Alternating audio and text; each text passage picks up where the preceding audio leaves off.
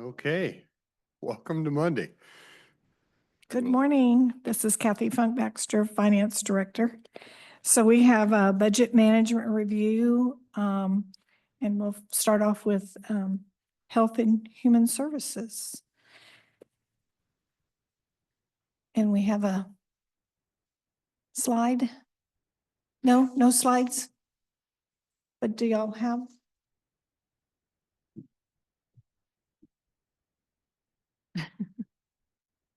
Do you need? I didn't print because I thought we were going to have them on our screens. Yes. Reducing paper.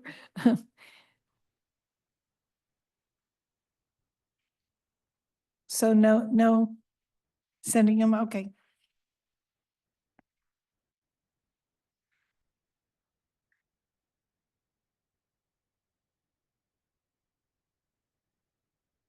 So all of the financial information that we'll be presenting, it's dated January 16th, but it's through the month of December. So it's for the fiscal year. Year end. Mm-hmm. And so I think starting in February, we'll start presenting for the month of January. So anything we present, I'll make sure you know that it's which calendar year it's for. But this is for 2024. And we'll start off with Veterans Relief Fund. So do you have it yet? Nope. It's working its way through the circuits.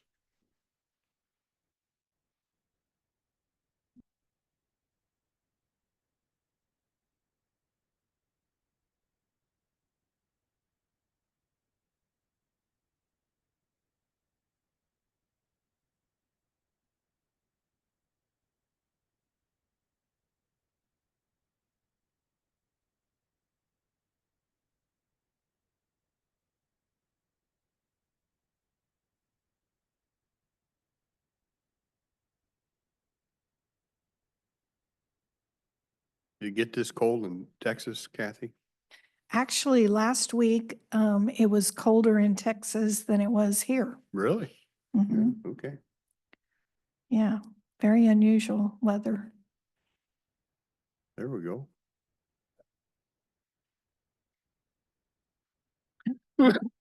I don't know. Yeah. Climate change either way, right? Either way. Okay, so on, no, that's the first one that you have, Kelly, is.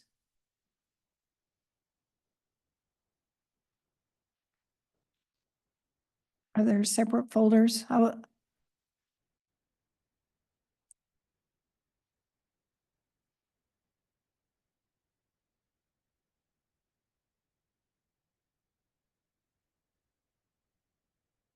Is that the first? I'll start with whichever one you want to. Oh, okay. There's Veterans Relief. There's Oh, veterans. yeah. Okay.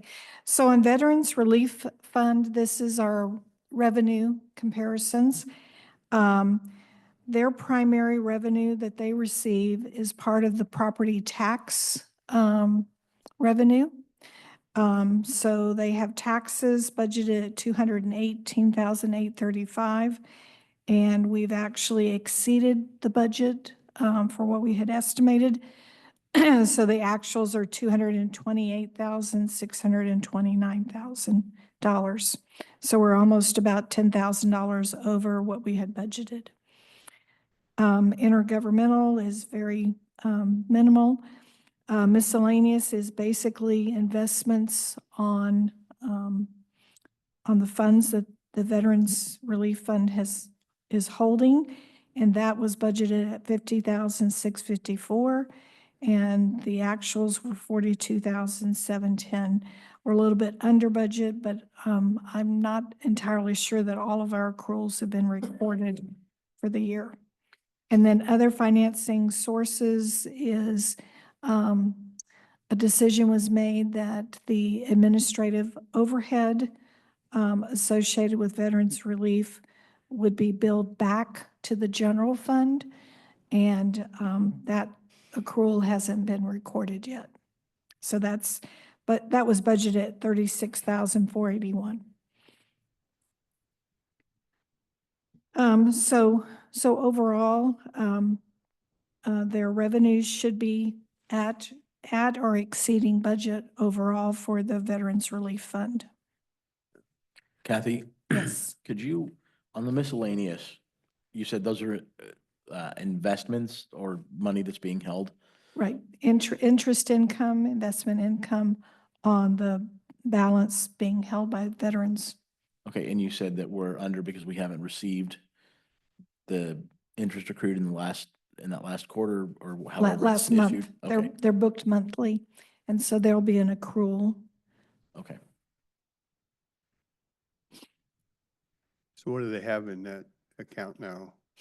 Well, according to this, we had budgeted that they would start the year at about 885,000 of fund balance. And at the end of the year, they would have a little over $1 million in fund balance. So they have a very healthy fund balance. Yeah, Yeah, and one thing I wanted to point out, I know it was new this year to have the administrative expenses come from the general fund. That was an ask from the advisory board itself. You can see under the miscellaneous, the investments or the interest earned isn't enough to cover our administrative expenses. So we could consider using that to cover the administrative costs instead of the general fund. I just wanted to throw that out there as something I know the board will be looking at the general fund a little more closely this year. So that's one option to moving forward as well. Yeah, and I would echo that too. If we can reduce the amount of expenses that we place on the general fund, that will help. And they have sufficient there's a history of them holding a balance in their fund balance, accruing investment income. Is- I'd be all in favor of that. Yeah, me too. Is that balance, is there a reason that we would have such a surplus in that balance? Is there a reason for it, or is it okay if it's at around 400,000 or 500,000? Yeah, it's the assistance that's provided to veterans, it's really specific. And so it's just kind of reflective of the revenue has gone up over time, and the assistance that has been given out has not necessarily matched that. And so it has just accumulated over the last several years. So the group is looking at some different options if they want to look at different ways to try to get some, in addition to the monthly assistance amounts of veterans apply for assistance with food or emergency car repair, different things that they may need assistance with. So they're kind of looking at some different options for above and beyond our monthly assistance that's provided that might utilize some more of the funding. Well, I'm all in favor of the best possible assistance that we can give to our veterans. However, if the fund is growing faster than what is being used, somewhere there needs to be a lid on, at least keep those expenses and costs in that fund and not supplementing it out of the general fund if we don't need to. Yeah, it cannot be used any other way. And so that's, another reason it's sitting here. Certain. Yeah, so it can't be used to shift over in other ways, but we could look at how we're supporting the administrative costs. So we're not using general fund for this purpose if we don't want to. I think it's a good idea to broaden the scope of the services that we're giving our veterans. And if they need more assistance and if we're able to do it, I think it's a good idea to do so. So I'm glad to hear that they're doing that. there's been some talk specifically from a previous commissioner about working with one of the national organizations to maybe leverage some of those. I haven't been to one of the meetings in a while. Have they had any discussions on that? Do you know, or? I remember a little bit of that conversation, actually, right before he left office, he called me and said, can you keep this on your radar? Yeah. That hasn't necessarily come up in the advisory board. And I know that There is some work with legal. I haven't connected with legal on that yet to kind of know what the parameters would be around that. But that could be an option we look into. Yeah. They were kind of looking at mini grants or different, some type of grant program that might help, like a veteran serving organization, if they had a bigger project they were working on that assists veterans. Help Thanks. leverage the funds into a bigger deal Yeah. if possible. Mm-hmm. So when you look at their expenses, talking about their expenses, like we said, there's a little bit of administrative personnel that are on this fund, budgeted at 29,537. There are also services that were budgeted at 150,420. They've only spent 132,321. So they're well under budget, as well as their revenue is greater than their expenses right now. And I think, like Gina said, they've had pretty much a history of that being the case. And that's what's accumulated their fund balance.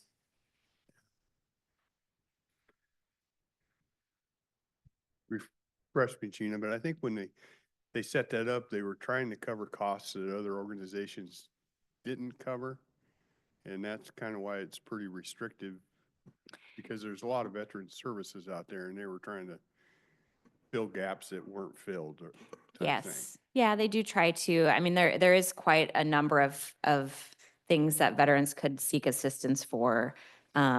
We do fill a gap in terms of we are able to support death or burial expenses for veterans. And then you know, kind of your typical food assistance. They did earlier this fall increase the assistance limits, and you know, so like the food, for example, they increased the amount that could be accessed. I think it's a 2-month period to kind of match the increased cost of food and whatnot. So I do anticipate some of that going up because of those increased limits. And so we may see some of higher expenditures because of that for this year.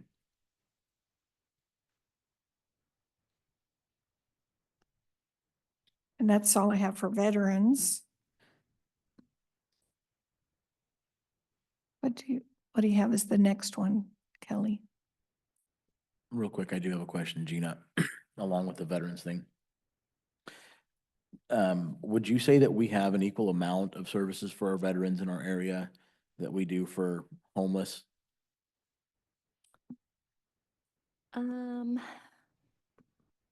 Yeah, it's an interesting question.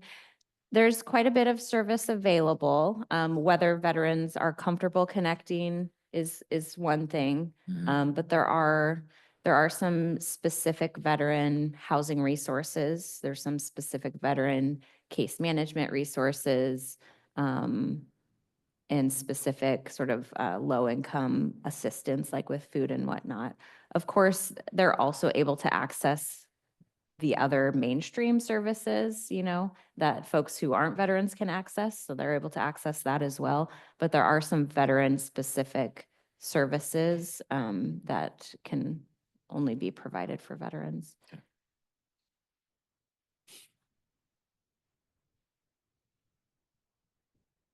Okay, so the next one is Fund 14001, which is our Human Services Department. And as I said, this is through December 31st, 2024, as far as the actuals go. On this fund, they have taxes is one of their largest revenue items.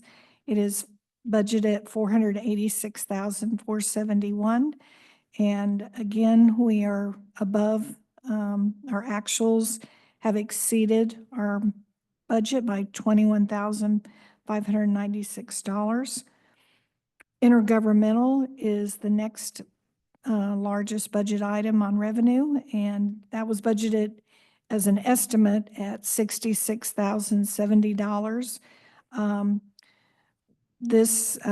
The actuals are under budget right now in the amount of 32,000, almost 33,000. It includes a and here we go, acronyms, CDBG grant. And the grantor requires that all program income be used to offset reimbursement request. So the department has received more program income than expected. And so the department does have some additional grant accruals that are expected to be booked in this, but they'll be small. And so they don't expect to meet the budget for the intergovernmental revenues at this time. And I think it's offset by expenses. So while we may not receive the full grant revenue, we also we're correspondingly under budget in expenses. They have goods and services of $17,900 budgeted. They've brought in $13,555, so they're slightly under budget on goods and services. But the good news is that on miscellaneous, which is investment income, they're over budget by $3,807. So that's the recap of the revenue budget versus actuals.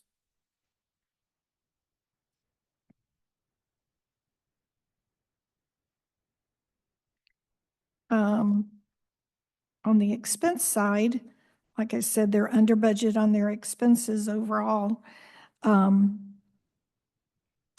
this fund, they had personnel, which is their largest expense, budgeted at $234,579. They're under budget by almost $31,000. They're also services is their next largest budget category, and that they're under budget by $31,890. And then we had transfer budget, and I'm not sure that we're going to have any transfers on this account. We had estimated that, but they're not going to, they haven't booked any yet. And there's 7 personnel that are assigned to this department, and we're currently, I don't think we have any openings. And They're partial people yeah, too, because they're that's- also charged out to grants and other funds. yes. So that 7 is not 1 full, it's not 7 full FTEs. It's partial positions. So like, for example, my position is half of this and half health department.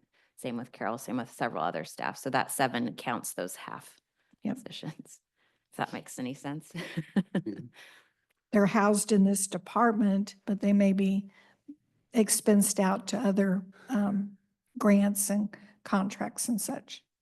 So is the reason that we have the $31,000 difference in personnel because of those grants and not budgeting for an open position? Yeah, and I think, we do the best we can at the beginning of the year, but then we bill actuals throughout the year. So, the time we spend working in the programs that come out of this fund will vary from year to year. So, like I said, we do the best we can at the beginning of the year to try to budget our estimate. And then at the end of the year, it's just our actual time. Yep. And they have a number of grants that they allocate to, like I think they're one of the departments that have determined that it's the most you can allocate on a timesheet is what, 20 or not, something like, there's a number, and they occasionally hit that max.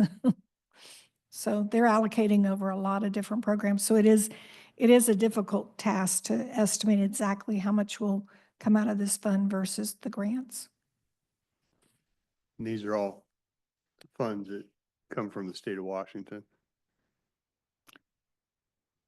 Most of Most- them, yes. Yeah. The transfers, what do we use what would think the this transfer is- go to? This is when they transfer to other accounts to help with cash flow Oh, or situations within their, it's not like setting aside for something else. no. It's between accounts. Okay. And then they just placed a budget there in case they needed it. Gotcha. Gotcha. We'll move on to the next one is fund. Which one do you have, Kelly? And okay, that's the one I have. 14101 is Human Services Department as well, but it's categorized for substance abuse. This is mostly intergovernmental is their largest budgeted item. And that is budgeted at $2,303,770. They've brought in $2,025,000. The intergovernmental revenue is likely to be under budget for 2024 because it was an estimate. It's largely made up, like we were saying, cost reimbursement grant revenue. And so if our revenue is down, then our expenses will also be down, and they are. So there's a correspondence there. Are there any questions on their revenue? Just a clarification, the title is called substance abuse, but the grants that are in and out of this fund is primarily our criminal justice treatment account contract and our developmental disabilities contract with the state. Oh, So it's called substance abuse, but it's not really exactly reflective of the funds that come in and out of. yeah. Yeah.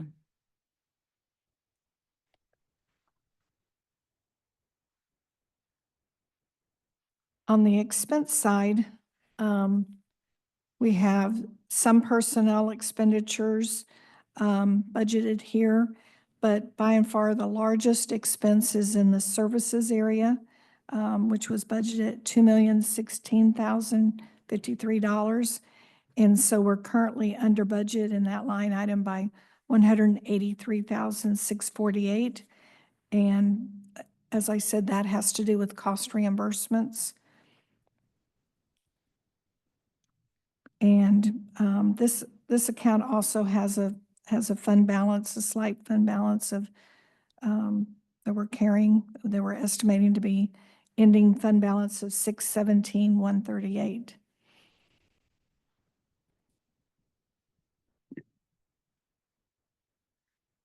I always look at these in my mind, it's like the state gives you a estimated line of credit to use and you send in reimbursements and you use whatever you use.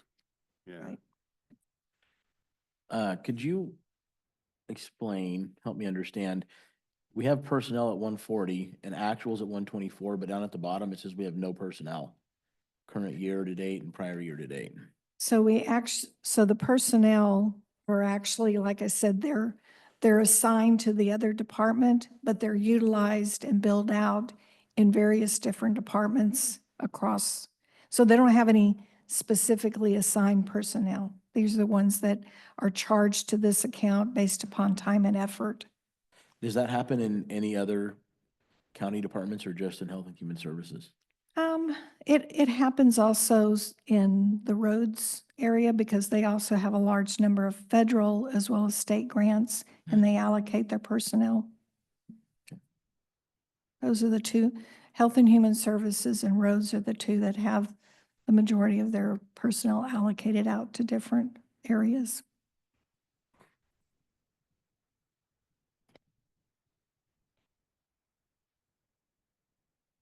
Okay, then we'll move on if there's no other questions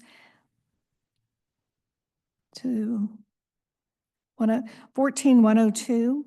And this is where our behavioral and mental health tax had been residing. And this is the sales tax that was finished, sunsetted in March of 2024.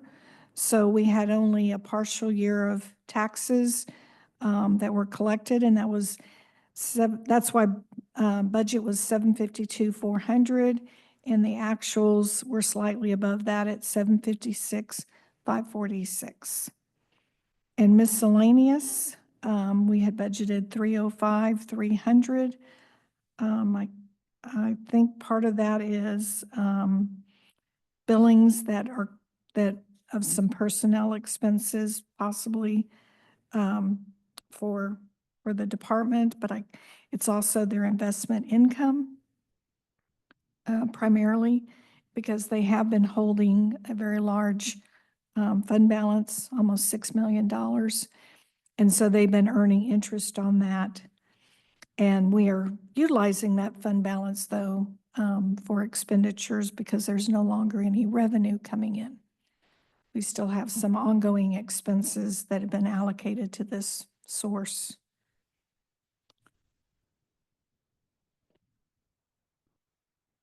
This On is the- the fund that, well, the biggest part of it goes to, doesn't it go to the county, the jail To the jail, for yes. operation? But Yeah, then that's the second largest. biggest part of it is drug court comes out of here. That's the one they referred to. Yes. Yeah. So those general fund departments bill this particular fund, and those expenses come through as transfers. And so they have, like I said, they have a small portion of administrative expense charged here as personnel. We budgeted $11,002, and they're a little bit under budget by $2,511. Services, a small portion there, and that was, I think that was due to maybe a month or two of contracted services for some behavioral health individuals that were under a contract with the sheriff's department, and then we switched it to in-house personnel. So the transfers, by and large, represent our general fund departments that are billing the mental health tax, and the largest one being the jail. And so we budgeted 2.8 million. We're currently sitting at about 2.4 million in expenses, but we still have departments that have not finished submitting their reimbursement request. So we anticipate that we will use some additional funds on that line, transfer line, before the end of the year is closed out. And then we're estimating that our ending fund balance for this will be a little over 4 million, which will be sufficient to cover expenses for the year 2025 and somewhat for 2026.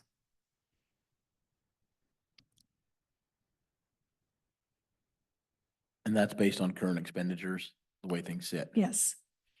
And I think there's a mistake. This says 7 personnel, but that was for the Human Services Department. So the personnel is not correct on the bottom of that. It just repeated what we previously showed on for Human Services Department.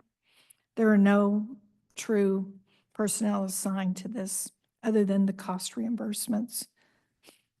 So that number should be 0 on this one also? Yeah, it should be 0. Okay. That being said, there are some county departments that have FTEs that are billed against this fund. Yes. It's just not reflected the same way. I think if I remember correctly, it might be about a grand total of, I don't know if it's 11 or 14. Yeah. So that are actually billing for reimbursement.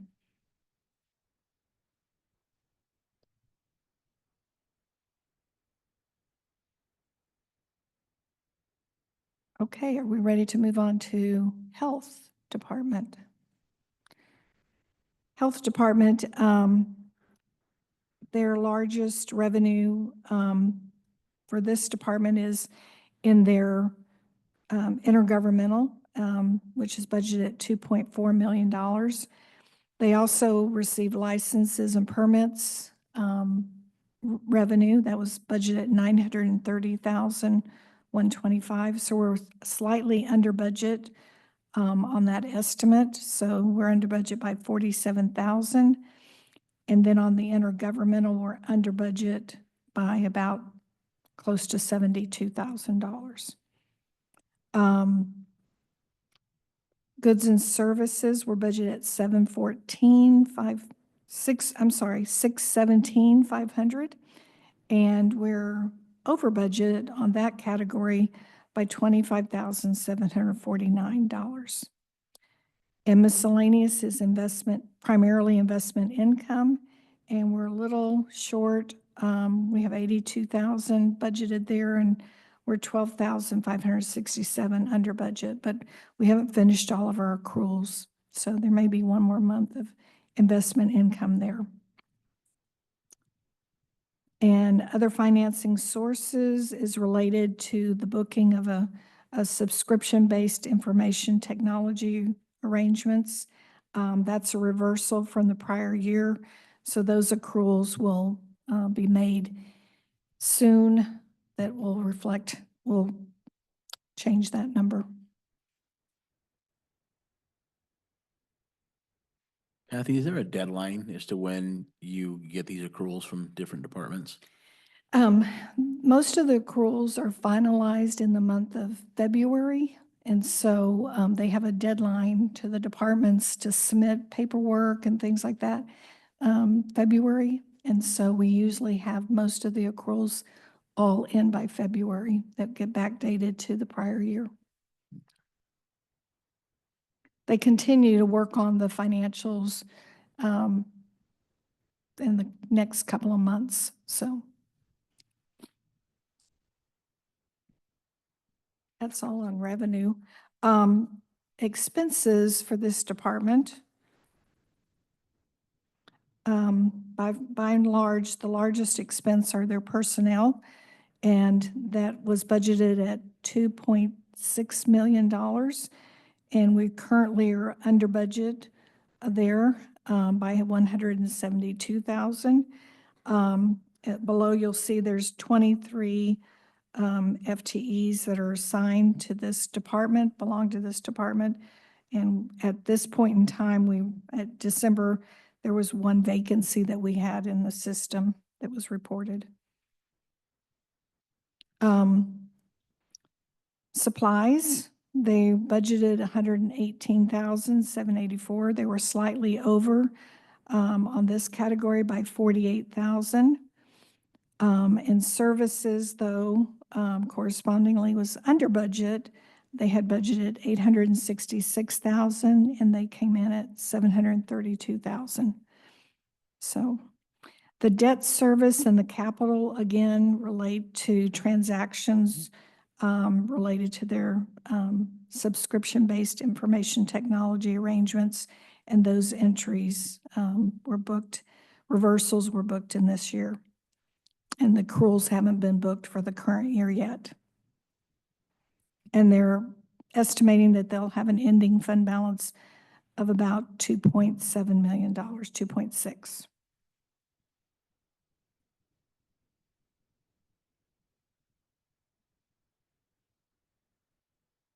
But overall, they're under budget on their expenses for the health department, which corresponds to being slightly under budget on their revenues.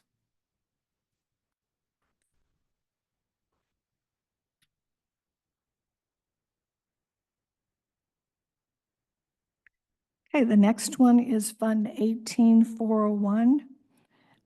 This is low-income housing.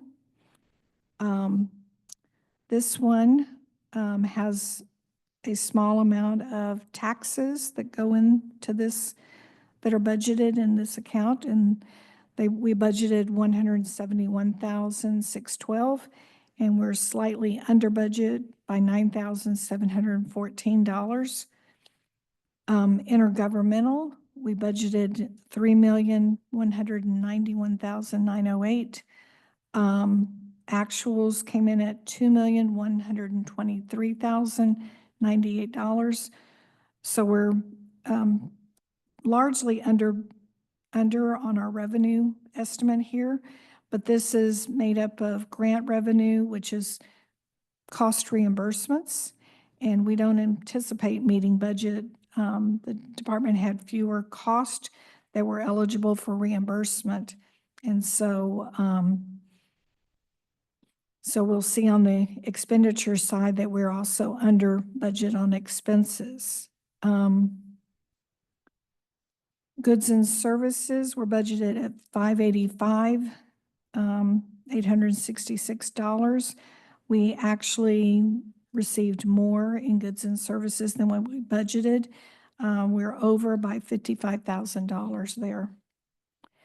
And then miscellaneous is primarily investment income.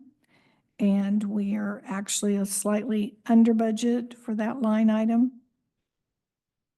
And transfers, what we budgeted, actuals meet our budget.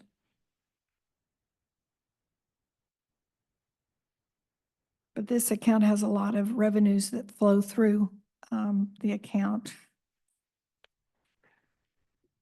And then we also, during the year, on the expenditure side, we actually expended some of that fund balance that we brought forward. We had brought forward a little over $4 million of fund balance, and we expended some of that during the year.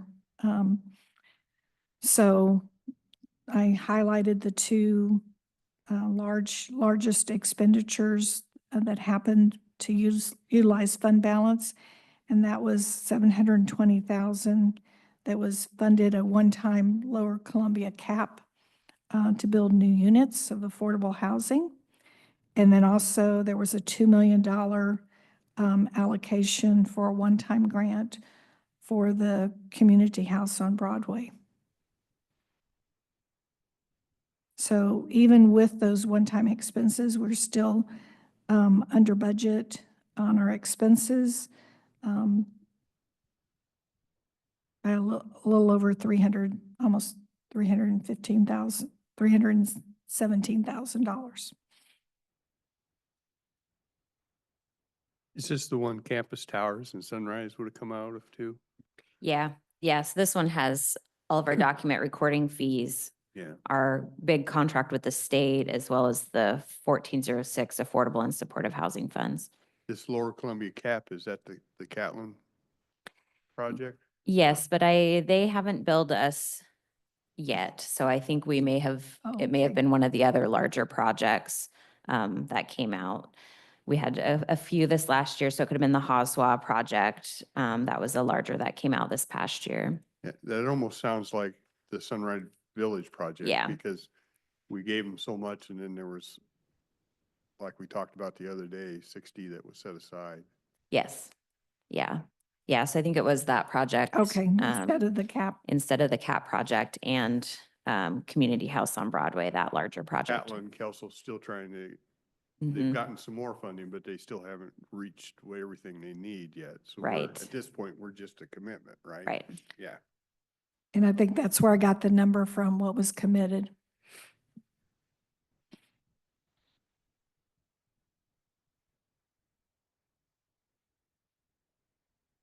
Okay, and then the last fund for human services is the opioid fund. It's 19301. This is a fund where we're receiving disbursements from settlements, litigation settlements from various pharmacies, et cetera. And so for the year of 2024, we received in total a little over $2 million, $2,233,000. And some of these commitments go, when they started out, go as long as 17 years that we'll be receiving these funds. Others were one-time funds that were deposited. I know that the original settlement, it's approximately, it's a little less than 200,000. It was the one that was spread over 17 years. 200,000 per year.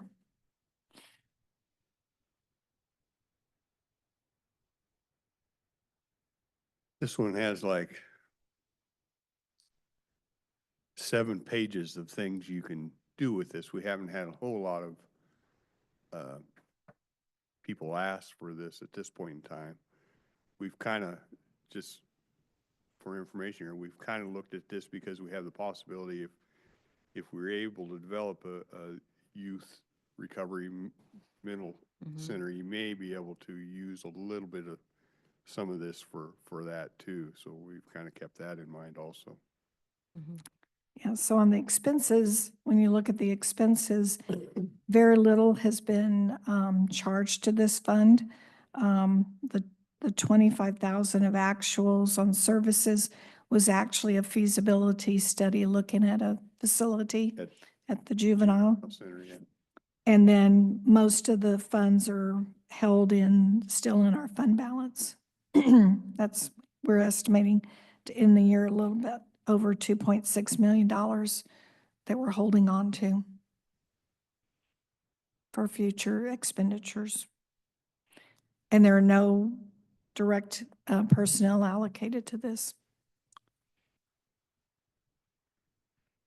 Do we know if all the cases have settled now? Do you, We actually, Carol and I were just talking about this because it was coming really quick for a long time and it's kind of settled down. And then I think last week she saw a notice about another settlement. So it's coming Um, through? yeah, so we'll see. It's on my radar, I think maybe early spring to maybe schedule a workshop or something with the board so we can do kind of just a touch base, a bigger touch base about the funding, what it can be used for, just Yeah. kind of an update and, Yeah, good idea. yeah. Yeah, so the first settlement was the drug manufacturers. Second settlement was several of the pharmacy-related entities. So, yeah. And that's it and then if Gina has some operational items she wants to cover. I don't, unless there's questions, I'm happy to answer. questions. Okay, then. Thanks. I had on here elections. Are you doing something with those too, Kathy, or not? I think they were on there, but they were, I don't know. I have their financials, but I don't know. I think they were removed. Okay, that's fine. And I'd defer, if Carolyn's not here, I'd rather do theirs when she's here. Yeah. That's fine.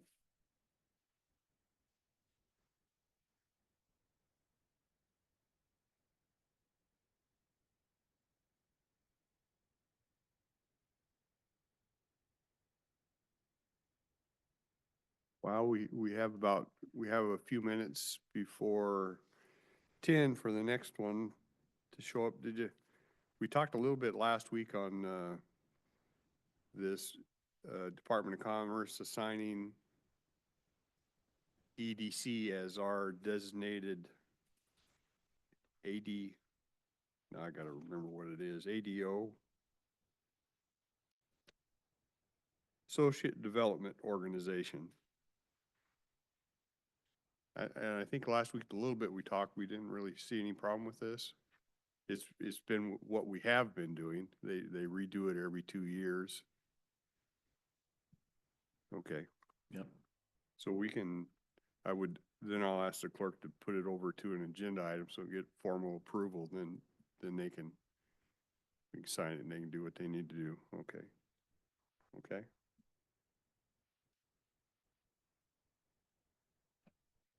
It was nice to see in that letter that they actually map out what all those acronyms stand for. Yeah, I know.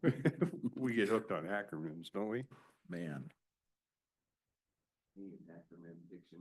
yeah. Exactly. You'd probably be a rich man. I know. I had to, and I just made a brief comment last week. I was looking through the executive orders from the governor's office, and the one that caught my eye was Executive Order 25-03, improving transparency and building efficiency in the state permitting licensing process. And basically what it talks about is having the departments report to him within so many days on, he's trying to develop timelines on when a license should be issued. Like I apply for it, I get everything in on such and such date, I should have a license within how many days? And if you don't have it within those days, the fee you paid for that is reimbursed.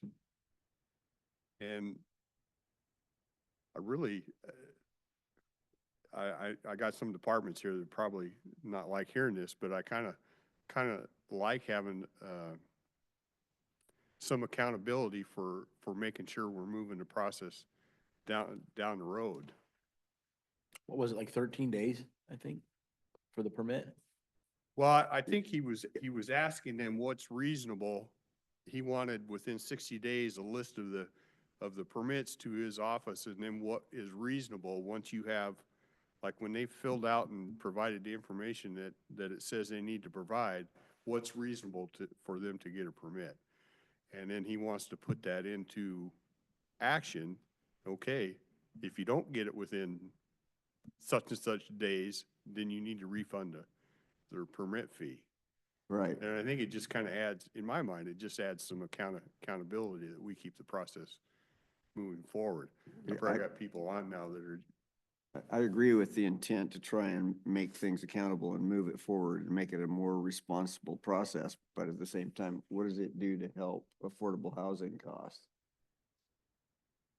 well, I don't see that as an outcome of that, no, but I do see the accountability side of it, of trying to Yeah. make the permitting process move at a fixed pace, and basically you lose the revenue back to the customer if you don't do it in a certain amount of time.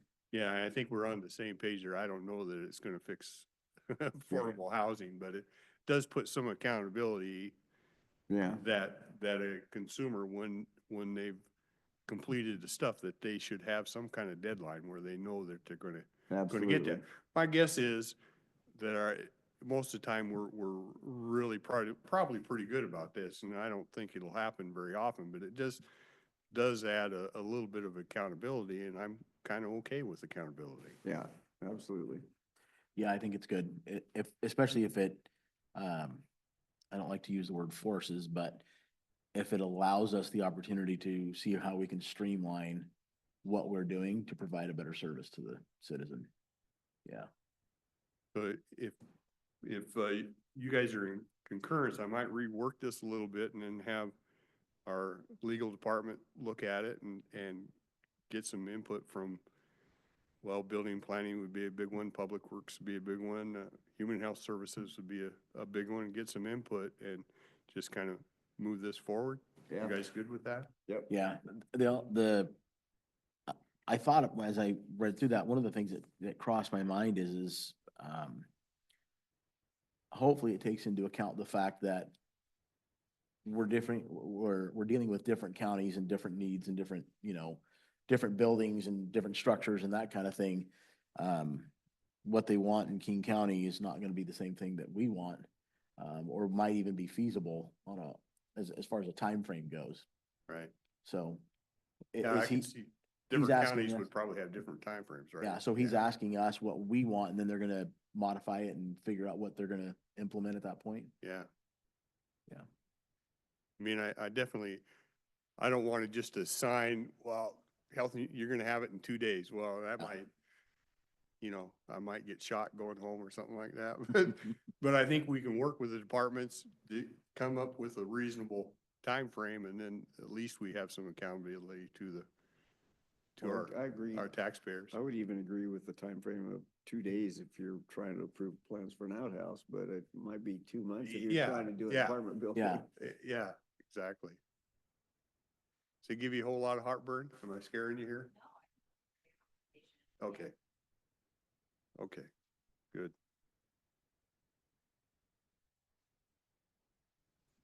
Kelly, you got a couple minutes. Did you want to cover these real quick? Oh, they're coming. They're gonna be here at 10, okay. 11? I don't think I had.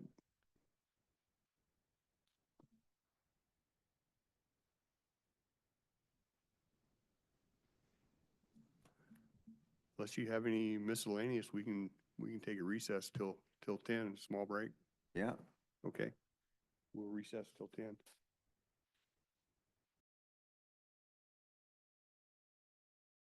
we're back for agenda review, the 10 o'clock, and see.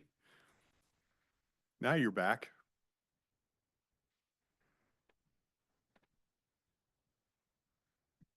I'm back. Gina James, Health and Human Services. We have one item on the agenda for tomorrow. It's an amendment to our consolidated contract with the Washington State Department of Health. So this amendment is adding funding in certain program areas. So it's nothing new. It's sort of our typical what we see each year. So it's adding funding for emergency preparedness and response, which is to support some activities we participate in around planning, emergency preparedness planning. It's adding funding for Group B water systems. It supports our cost for permitting systems. It also supports some water testing that we can make available. This allows us to keep our permit fee at zero for our customers. So we're appreciative of this funding for that reason in particular. And then it's also adding public health services funding. This is the funding, sort of a bigger chunk that we receive that if we don't end up spending, we send back what we don't spend at the end of the fiscal year. This funding is what will support the contract with Lower Columbia School Gardens that was approved recently with the Board of Health and the Board of Commissioners. So I'll just point that out. So we have this on the agenda for tomorrow. I'm happy to answer any questions there might be. This is kind of that sheet you showed us last week, right? Mm-hmm. Yeah. Yeah.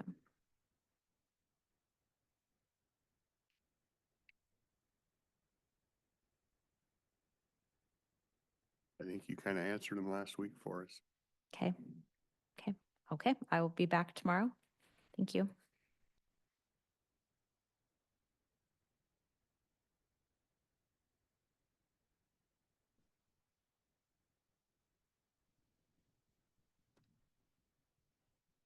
Okay, back again, Kathy Funk Baxter, Finance Director. We have on the agenda for tomorrow, a request to do a call for budget amendments, 2025 county budgets. We would like to request permission to hold a public hearing on February, I think it's February 25th is what we've slated for a public hearing.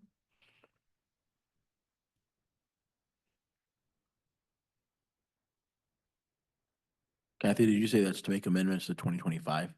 Yes, it'll be, we typically do at least 4 amendments, quarterly amendments to the budget.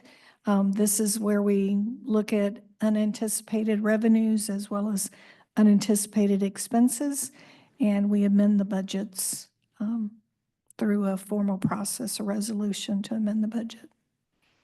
And we hold a public hearing to do that.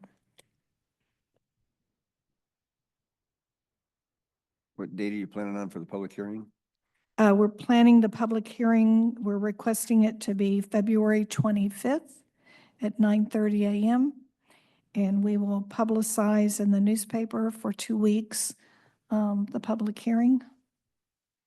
Okay,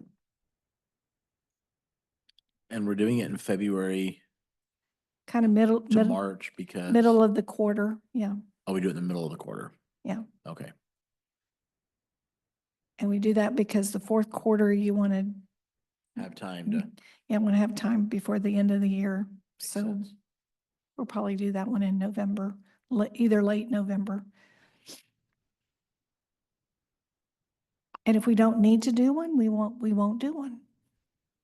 But we put a call out to our departments, asking if they have anything that they've seen unanticipated that they need to amend their budget. And it's up or down. Some budgets go down, and we hope to have a corresponding down as well as an increase. Okay. That's it. Thank you.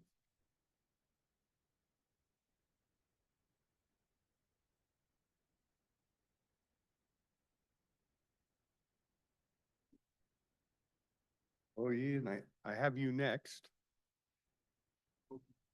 Yeah.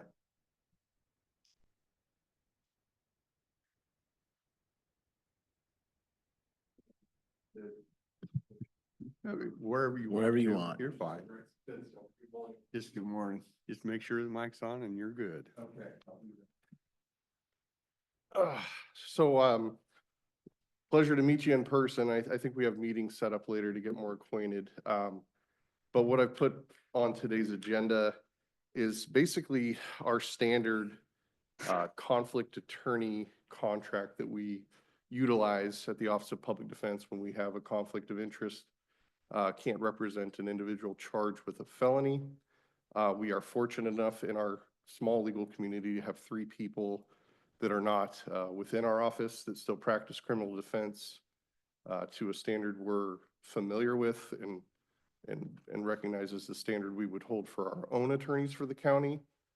And those 3 individuals are Ted DeBray, Josh Goodday, and Dan Morgan. So this contract is basically just to keep the longstanding bond we have with those 3 attorneys going, so that when these conflicts arise, we can provide adequate, effective legal representation for individuals charged with felonies. So kind of the invisible hand of the market has set this as an agreeable rate of pay. It equals to about $1,200 per felony case. We just were able to compute our numbers from last year. All these attorneys did meet this quota. So you see a grand total of $144,000. There are cases that do come to us that require conflict counsel that fall outside of this contract. And in the past, we just negotiate those case by case. But this is basically the stopgap that provides us to month work and satisfy the needs that are set forth by law enforcement and the prosecutor's office. Is this similar to the contracts that we just had a while ago? Was that for people who didn't have representation? Is it similar to that, written the same way? It sounds very familiar. That was the indigenous, when that, Yeah. Well, I think you sent us that, that's the contract we're talking about, right? Correct, yeah. You I just think sent it over to us earlier so we could get a chance to. peruse Okay. it. that was my I was gonna hope. say, this is all sounding familiar. I thought, Yeah, okay, that's, I okay. think this was good. sent maybe last week or the week before. yeah. And just so I could clarify if there were questions about it or give you any history that might be necessary about it. But the attorneys listed are familiar with it, are basically already working under the premise that this is going to continue. But I wanted to get it before, especially the new commissioners, for any questions or anything. And then we'll put it on, I think, agenda next week for a request for approval. How did we arrive at that number? Do we just go based on history to come up with that? We may fall short of it, we may exceed it. Yes. Okay. Basically, in short, yes. We don't compare ourselves to Clark County. That was a larger need. They have a much larger tax pool, and so their pay scale is much higher. So we're very lucky that we have still 3 people that haven't moved south and taken their business there. But yeah, the $1,200 it was $1,000 pre-pandemic. The pandemic presented a whole bunch of difficulties. So that inflation and other things, I think 2 years ago, raised it to $1,200 for felony case. So this is something we generate. It's not a mandate from the state that you It is have not. this. Yes. We've just recognized the need in our county. And how many years? I'm assuming we've been doing this for quite a few years. Since our inception, so the Public Defender's Office has been around for And I 14 see years now. you pay, they accrue felony points, and that's kind of based into the pay. How do we assign these? Where these felony points come from? I'm just, So the actual weighted point, that is determined by state legislature and the Washington State Bar Association. I'm the one that for the county assigns the cases based on what the charge is, what the expertise the case might require, who it's assigned to. so the points come to us from legislature. You look at it and look at the case and say, okay, it's going to be a In item 4, two felony equivalents. Exactly, yes. Okay. Class A felonies, highest, that includes a murder case, first degree robbery, anything along those lines. Those are weighted anywhere from 4 to 8 points. And then. We're paying them more for the more difficult or time-consuming ones and, Yes. okay. Mr. Goodday's contract is the only one of the 3 that contains that Class A felony. If Mr. Morgan or Mr. DeBrey were to take a Class A, that is off contract, and that's negotiated depending on what the case presents, either at an agreed hourly rate or just per case, we're willing to make this. And we Offer. would see that separate. Yes, Yeah. Yep. County may audit attorney's records. Have we ever gone in and done anything? we have not, knock on wood, we have not had cause to do that. But we do still reserve the right to look into these 3 that we contract with, make sure they're satisfying, basically meeting, again, the requirement we hold for our own attorneys in our office. Commissioner Mortensen actually added, well, 2 years ago, a little bit of language. We worked with the Oh, yeah, I recall that. with That's right. these attorneys, just basically saying if say a bar complaint was seen through and someone was unlicensed, we just have a pretty much a strong clause to just stop giving them our business at that point and seek elsewhere. So that was missing before, but that's now a power we have. So it's a favorable contract for the county in that regard. If attorney is assigned, they have to accrue 120, it looks like 120 felony points to receive the full compensation. But it says if through no fault of the attorney, what would be an example of a no fault? You know, if we are all fortunate and say there was just a mass decline in criminal activity and the charging went down and there weren't enough felony points, that would be a situation in which we couldn't meet the quota. That's never happened in the time we've had this contract, and quite honestly, there's enough misdemeanor charges filed that I think we would still make up for any numbers below the 120 with other forms of work that they could take. They all do work in district court, so we would make sure we got our dollars worth. But if there just, for whatever reason, was not enough business, we'd still pay them what the contract was because we consider that it's not their fault. Correct. If we had a ton of business and they declined to do some stuff, then we wouldn't pay them. That's correct. Yes, yeah. If they opted to not follow the terms set forth, we would be able to move away from the contract. Yes. And it says you guys are responsible for investigative services. What is that? Just kind of give me a brief of what that entails. We've talked about the changes in the standards for indigent defense across the state. There are newfound, and there's going to even be increasing requirements for private investigators.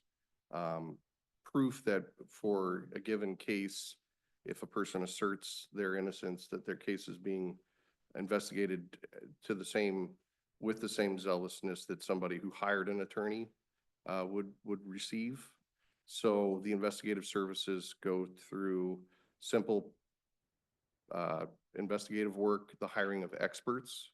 So if there is a case that involves DNA or a blood lab or anything like that, we also would then hire somebody at no expense to the defendant to thoroughly vet the evidence. So You'd provide the same stuff to them as you provide to your on-staff correct. attorneys, is Yeah. what you're saying. The bill is sent to us. Yes, the county pays for that.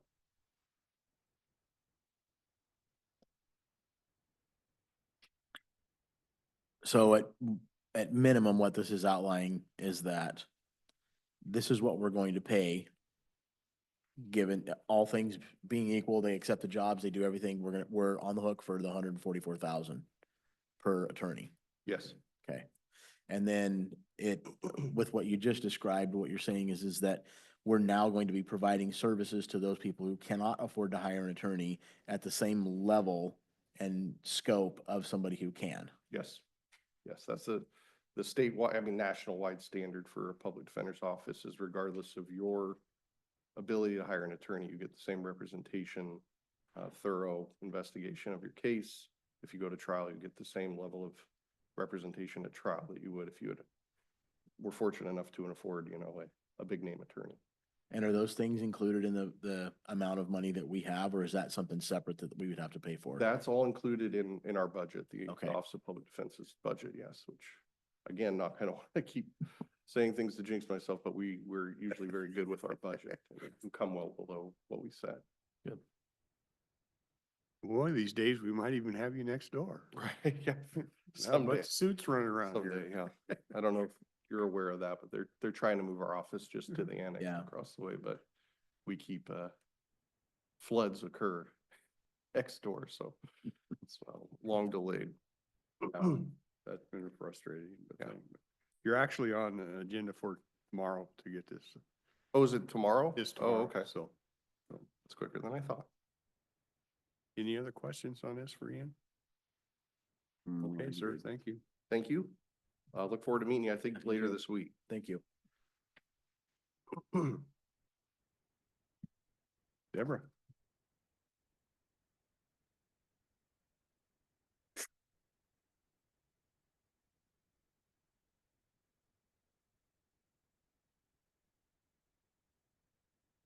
Good morning, Deborah Gardner, County Treasurer. I have two consent items on the agenda for tomorrow. One of them is, we do this every year, the RCW states that any uncollectible personal property taxes need to be presented to the board, and then they are removed from the roll. That is RCW 8456-240, and that's one of the affidavits. So this shows their businesses that have closed, that are no longer there.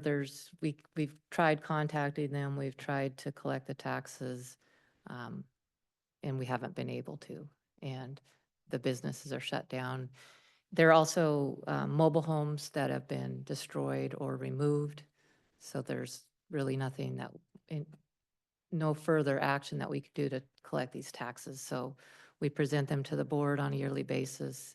We remove them from the roll, but if we do still collect the taxes, we have the ability to still collect the taxes on the roll.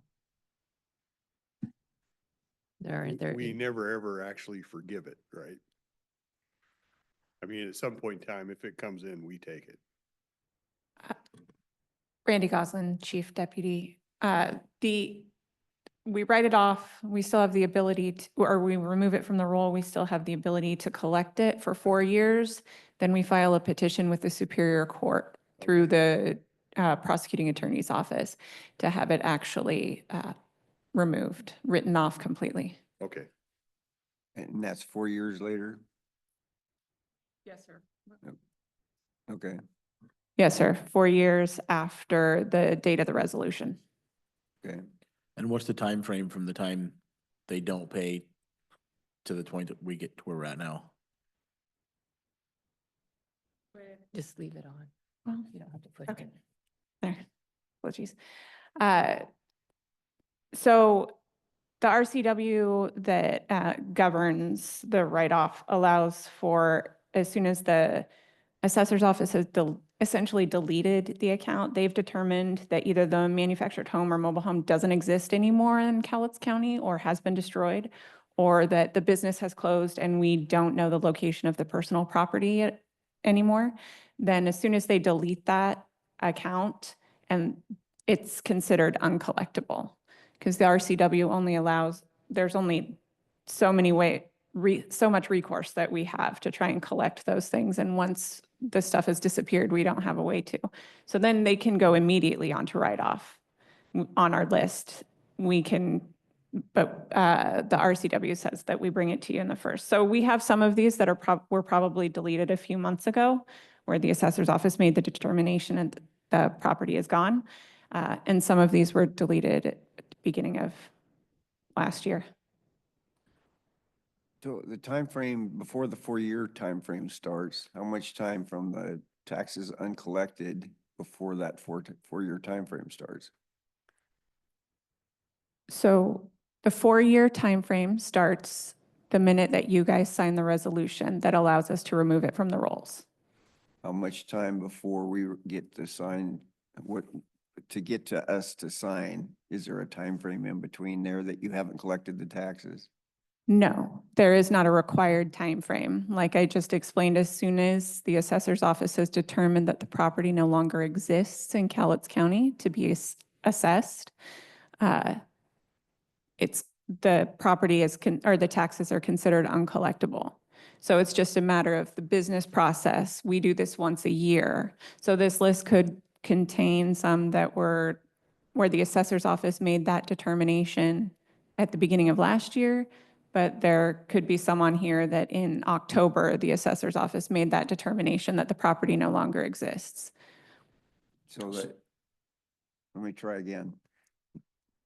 Failure to pay the taxes and how long before the assessor says it's gone? Well, it kind of determines how often, they're out with the businesses. One of the things that my office has been working on this year, really trying to contact these businesses that haven't been paying. And we've been working with the assessor's office. So this year, there's been more throughout the year that that's not there anymore, the business.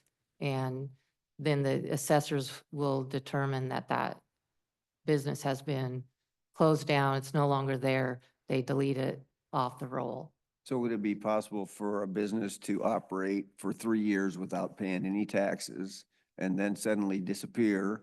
And a year later, the assessor's office says they're not there anymore. And now the 4-year time frame starts, so we're 8 years into this? Yes, that would technically be possible.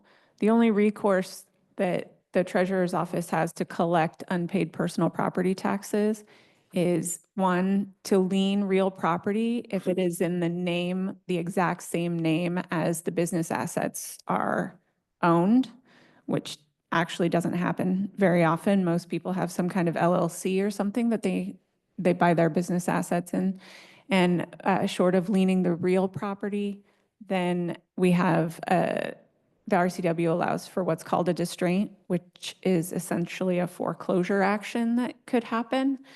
Cowlitz County hasn't historically had an active distraint process set up. That would essentially mean going down, recording a document, locking down a business, and either taking all of their stuff and selling it at auction at a later time or selling it from the steps of their business. So short of those two, taking those two actions, the taxes do remain on the rolls unpaid until such time as the assessor's office determines the business has left or the property is gone. Okay. So it's not a matter of delinquency of time then, it's the status of the business and or the property that would throw it into this situation that we're in Yeah. now? Yes, that's correct. Okay. Okay, if you don't have any further questions on that one, the other affidavit is refunds that we've made throughout the year. So each year we create the tax roll. That's where we start with how much we're going to be collecting in levies. And throughout the year, adjustments are made to the roll. They're either seniors are applying for an exemption and they qualify for the exemption, they get a refund. Corrections, if someone brings something forward and there's a correction to the roll, whatever the reason is, the people that dispute their value and there's changes to that and there's a refund issued. So this report shows all the refunds, the reason for the refunds and the amount of the refunds. And we present this to the board at the same time every year per RCW.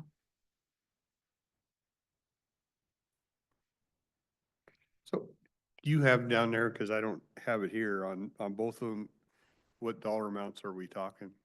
On the refunds, the total is, there's $844,000 in refunds. Covering both categories, both All types of property tax refunds, refunds and, all types of refunds. Is that what we're just talking about refunds? yeah, I was just for this item 1 and item 3, 844 covers for both item 1 and 3 or just item 3? Just the refunds, the amount that's being written off in, personal property taxes is 86,500. 86, okay. Thank you. When we create the budget, Deborah, for this, do we allocate funds knowing that we're gonna have historically X amount of refund? No, actually, in the levy process, there's the levy that's, and then you can, the districts and the board can increase it by 1% in new construction. One of the items that's allowed to be, to take into calculation on those levies is the refund. So the assessor's office has a report that they do that will let the districts and the board know what the refunds were for the previous year. And that can be added, that could be one of the items that's added to the levy at the time for the next year. Okay, Because they, if this would have all been done before the roll, this wouldn't have been included in the but it's just the changes, but they, by law, they can be recouped in the next year. and that doesn't go against the 1% increase if it was okay. No.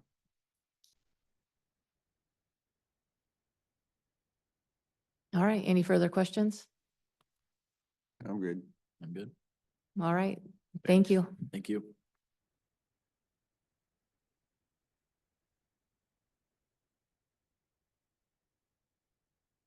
I don't see anything else on our agenda. So.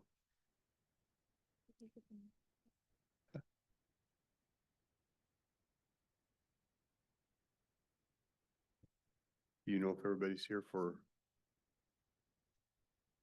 the other? I see Jennifer.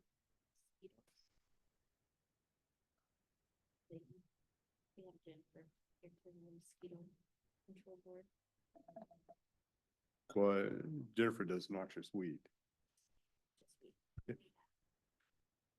Okay, so we can just proceed with that and not wait till 11? Why don't we do that?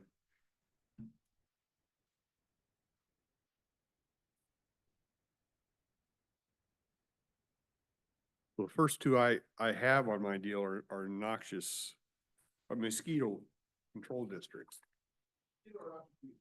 Mosquito.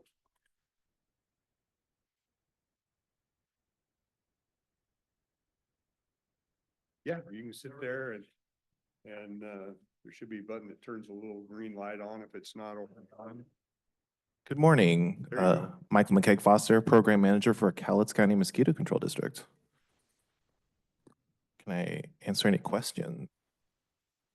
Well, maybe give us a little overview of what you have this board and what do you want the board to do? What's the goal of the board? The board is oversight and management of my budget, sir. Oh, of your budget. Okay.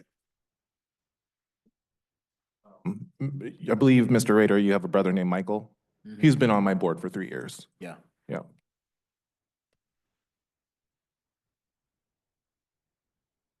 So how many openings do we have right now? We have no openings at the moment. I believe you have 2 volunteers, though. Your appointment, actually, Mr. Dahl, that gentleman said he would be open to being replaced, but he's also fine with re-signing as well. And then Mr. that Paul? Hellenberg. Is that Paul? No, that's Rex Ogden. Paul is the Castle Rock appointee, so his city council appoints him. So each of you have an appointee. I believe Mr. Farrell, your appointee is a lady named Claire Pang. Mr. Rader, yours is a gentleman named Andre Boyko. And then Mr. Dahl, yours is Rex Ogden. Okay, so this one I have here for Paul Hellenberg, actually the city of Castle Rock will appoint him. We really have no. Correct, nothing to sir. do with it? Yep. And then my other 4 board members are appointed by their respective cities as well, be it Kelso, Longview, um, Woodland, and Kalama. So then I also have new to the committee, Mr. Shelton, city of Castle Rock. So I guess I'm assuming the city of Castle Rock will decide between these two? Correct. I mean, I can't speak for Paul, but he always says that he can't get anyone for his board. So if he's got a replacement for himself, then more power to him. Okay, so there's really nothing for us to do on this thing. I guess not, sir. But real quick, I just want to run down what we do. The district was formed in 1991. I was 4 at the time and had just moved to this area, so I couldn't say what they were doing back then, but apparently the mosquito population was getting out of hand. And so it was put to the voters to form a mosquito control district. And what we do is we go out into the wilderness and to private homes and do our best to make the mosquito population manageable and livable for the citizens of the entire county. We do a lot of work out in the wilderness, but you know, if you're a private citizen and wanted us to come to your home, we're certainly happy to do that. Oh, really? Okay. And we just do our best at keeping the county mosquito free as possible. Yeah, we've actually called you guys a couple times and you've come out and Yep. sprayed. Yes, sir. We do a lot of drone work on that piece of water by your property. Yeah. So Michael always texts me if you guys want to get a hold of us. So Yeah, you do a good job. Thank you, That's sir. interesting. So the citizens of Calais County have you available to help them? yes, correct, Plus sir. you'll do work for like the Forest Service or something if they, No, yeah, we can't like ticket anyone or anything, much as I would like to. But no, if someone has like tires or something, we can educate the homeowner or talk to their neighbor for something if there's a mosquito issue in a neighborhood. And then we do adulticiding, which is actually going around and spraying for the adult mosquitoes. That's a very small part of our program. Most of our program is killing the mosquito as larvae. It's a lot cheaper and easier when the mosquito larvae are trapped in the water. So yeah, we have hundreds of sites that we know that breed mosquitoes throughout the whole county, and we go to them, we check them, and then us and DHS are responsible for monitoring any mosquito-borne disease that could enter the county. We're lucky to have managed to escape all of it so far because it does affect the eastern part of the states or the state, and you know, that's all I have to say about that. So fundamentally, you're treating stationary water, pools of water on private property? Yes, sir, we do that. Private, public land, we kind of do it all. It's all in the bag. And with the permission of the homeowner, though we don't necessarily need it, according to our RCW, which is 1728, but we'd like to try and work with homeowner if possible.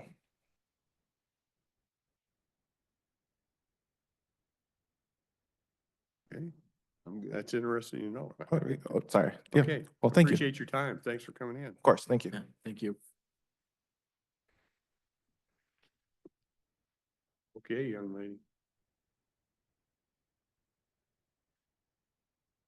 How you been? Is this the time of year you get to relax a little bit? No. No. Good morning, Commissioners. I'm Jennifer Mendoza, the Program Coordinator for the Noxious Weed Control Board.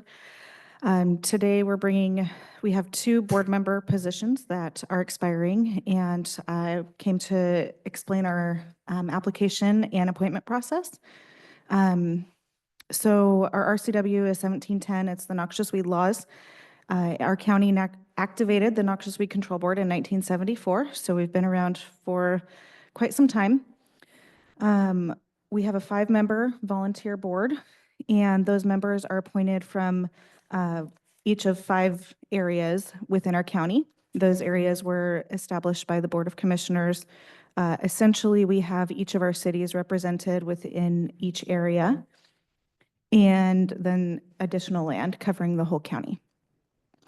The two positions that are up for expiration and appointment are essentially the Kelso area currently held by John Gross, and then the Kalama area currently held by Betty Engelman.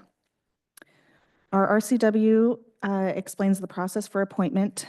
Essentially, the weed board posts in advance that these positions are expiring and takes a call for applications. The weed board accepts those applications and holds a hearing to review them. So we held our hearing, I believe it was January 8th, to consider all of the applications we received for both open positions. We received one application for each. However, if we did receive more applications, we would also forward those to the commissioners. The RCW requests that the weed board makes a recommendation for the most qualified candidates and then makes a recommendation to our county commissioners for who they recommend appointing to the position.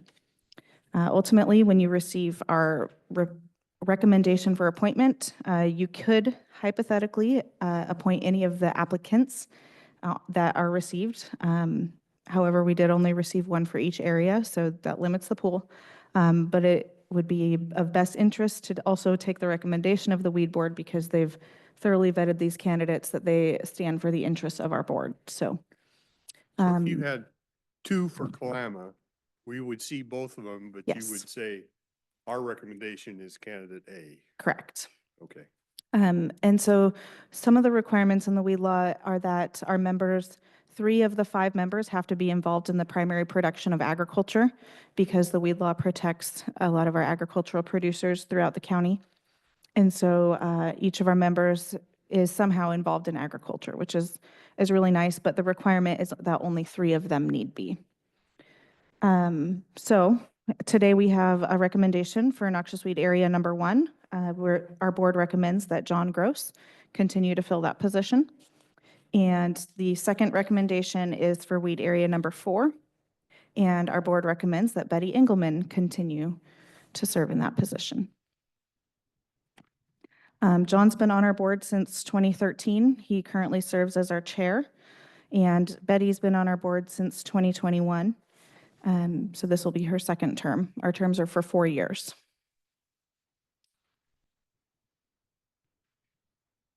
How often does your board meet? Do these people get? We meet monthly. The RCW requires that we meet at least quarterly, but we do meet monthly. Okay.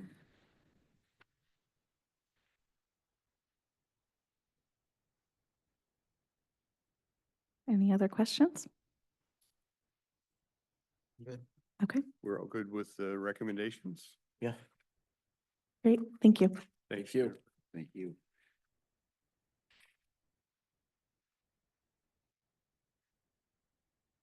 Last item I see is, the sheriff was in and we talked about this contract. You were out and there was a request, I think Commissioner Farrell brought up a request to see if, go back to the Humane Society, whatever, down in Vancouver and, tell them if we wanted to keep our kennels at the prison, would it change the cost or would they even consider it? And so they were gonna do that, and our direction to them, I think, was instead of having them come back for a workshop, that they would do that. If they couldn't do that, then we'd take the contract we have, but I think we all felt like over this next year, we needed to figure something out. Right. Is that correct? Yep.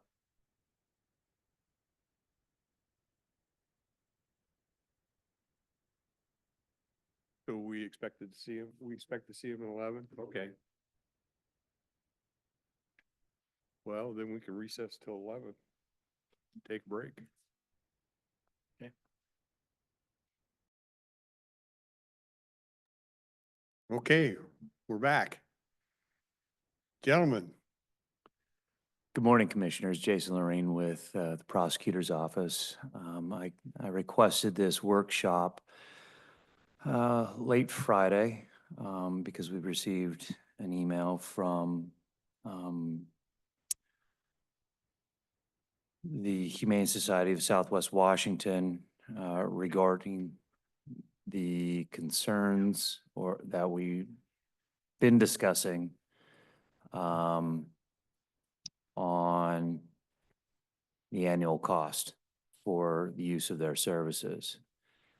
I forwarded the email that we received to you gentlemen, as well as Ms. Grayson. I'm not certain whether you've all had an opportunity to read that, but there were some things that were of concern. In regards to the January 24 email regarding the fees, we are not offering a per animal fee to any contracted partner. And I know that was part of the request that the board asked the sheriff to inquire about. But then it goes further on. We wanted to know what the calculation was. How are we coming to this amount that the county is being asked to pay?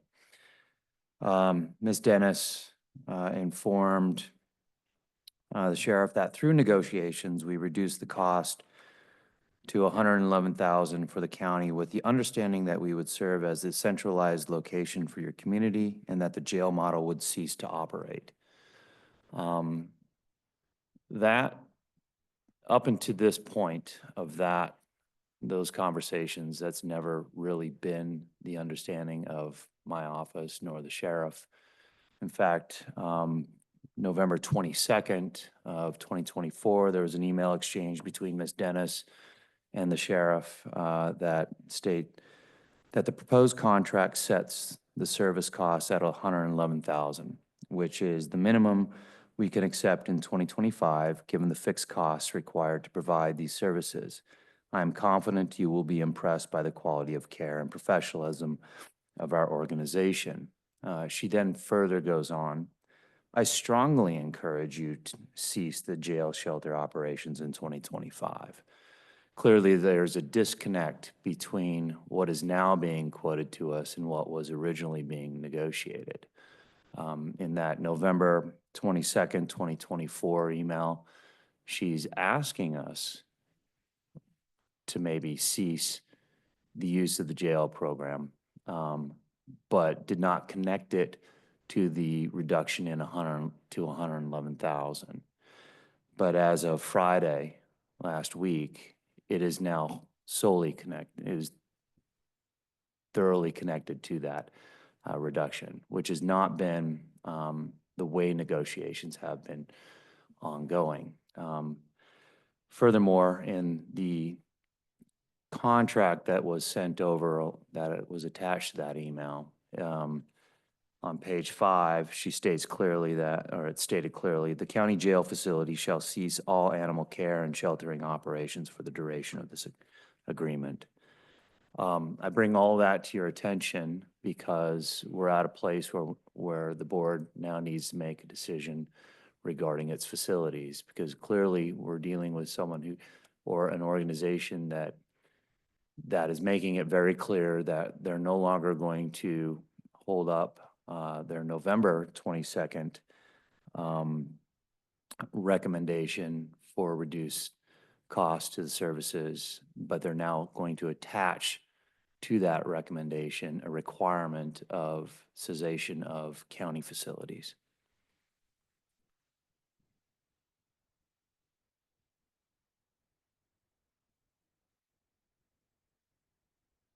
I think we kind of figured it was going to head that way. At first, I didn't understand it because I was going, if we're going to pay them, if we have a set contract at 111,000 and we send them less animals, it's more for them. But then Commissioner Farrell pointed out, then they lose their, whatever they want to call it, rehoming fees or readoption fees or whatever it is. So, Well, there's a trade-off. If we eliminate the jail kennels and they take the animals, they've got the added cost of dealing with the animals until the owners pick them up. If the owners don't pick them up, they still have to deal with the animals. So they're looking at a trade-off. On the other side of it, I would think there's a benefit to us to be assisting the local homeowners to get their animals back. And minimize the cost to the Humane Society in the long run. Any animals, I guess, that don't get claimed, the jail could move to their facilities, but I guess it sounds like they've moved in a direction that, like, yeah, I kind of anticipated that might go there. My first gut instinct is to say, we'll respond by striking that section of the contract out of it and send it back to them. We're not gonna eliminate the jail facilities. And is that $111,000 the cost that they're gonna stand by with that understanding or not? That's a good question, Commissioner Farrell. In emails that, I think in that same email from Friday, she's very clear that if we don't cease the use of the jail facility, then the cost to the county is going to be $170,000, which runs completely contrary to her November 22nd email, which states, we strongly suggest you end the use of the jail facility, but it wasn't attached to the $111,000 fee reduction. So I bring this up because I know that Commissioner Dahl and I had a conversation last time we were here, that what's it going to look like in 2026? What's it going to look like in 2027? And if the target is being moved within a month, 2 months, what's 2 years down the road going to look like? What's that Exactly. target going to, where is it going to be positioned? What other expectations or other demands are going to be made of the county? You know, so those are concerns that I bring to the board because it's your decision based on the simple fact it's county facilities that they're asking us to do away with, to use their services. The jail facility is from my understanding, it's basically a 72-hour hold for animals that we know are going to be, we know who the owners are, or potentially have a good understanding who the owners are. And it does, as you brought up, Commissioner Farrell, reduce the cost to the members of the community. But, you know, there are trade-offs to be said about having a sole centralized provider for these services. It's just the demands and that have been made throughout this negotiation process don't seem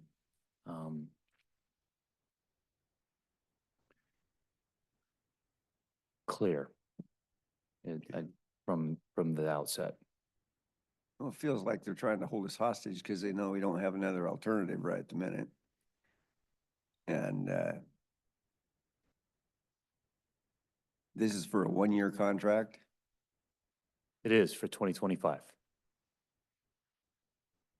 Well, I think we previously discussed that if we were going to do it, we would do it with the notion that we're going to be being proactive with developing our own program or going elsewhere after this contract was up.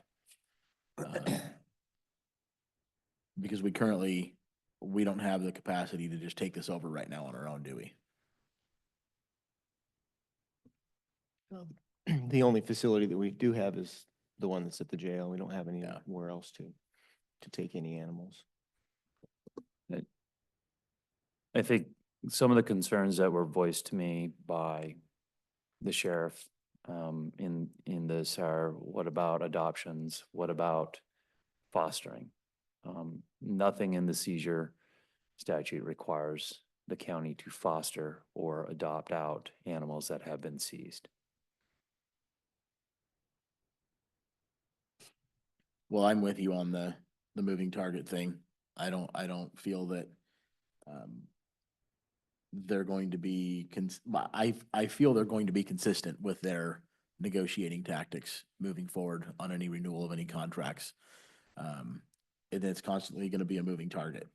That's what my gut tells me. And it also tells me that the 111,000 is an introductory rate, to Yeah. get us in the door and then Yes. change that on us next year. And I, to that end, I think that's what that November 22nd email really suggests. It wasn't, the 111,000 rate is contingent on the end of jail facilities. It was, you get the $111,000 rate, and we hope that we strongly suggest that you halt the use of those facilities. Now it is absolutely contingent, or from the 24th, it's absolutely contingent on halting the use of facilities.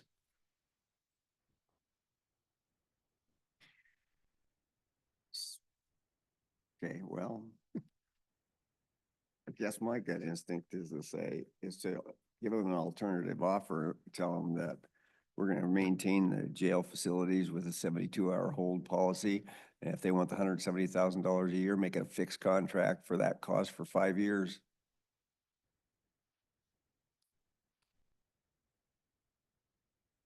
With no further negotiations optional between now and 2030.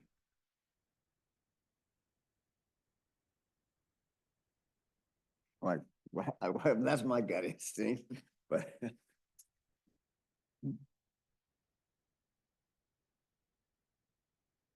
Is the their original offer, is that in the ballpark? I mean, is that something that we would say is a reasonable price for the services that they're going to be offering? I'm assuming no, because we went back and said, hey, we're not going to do that.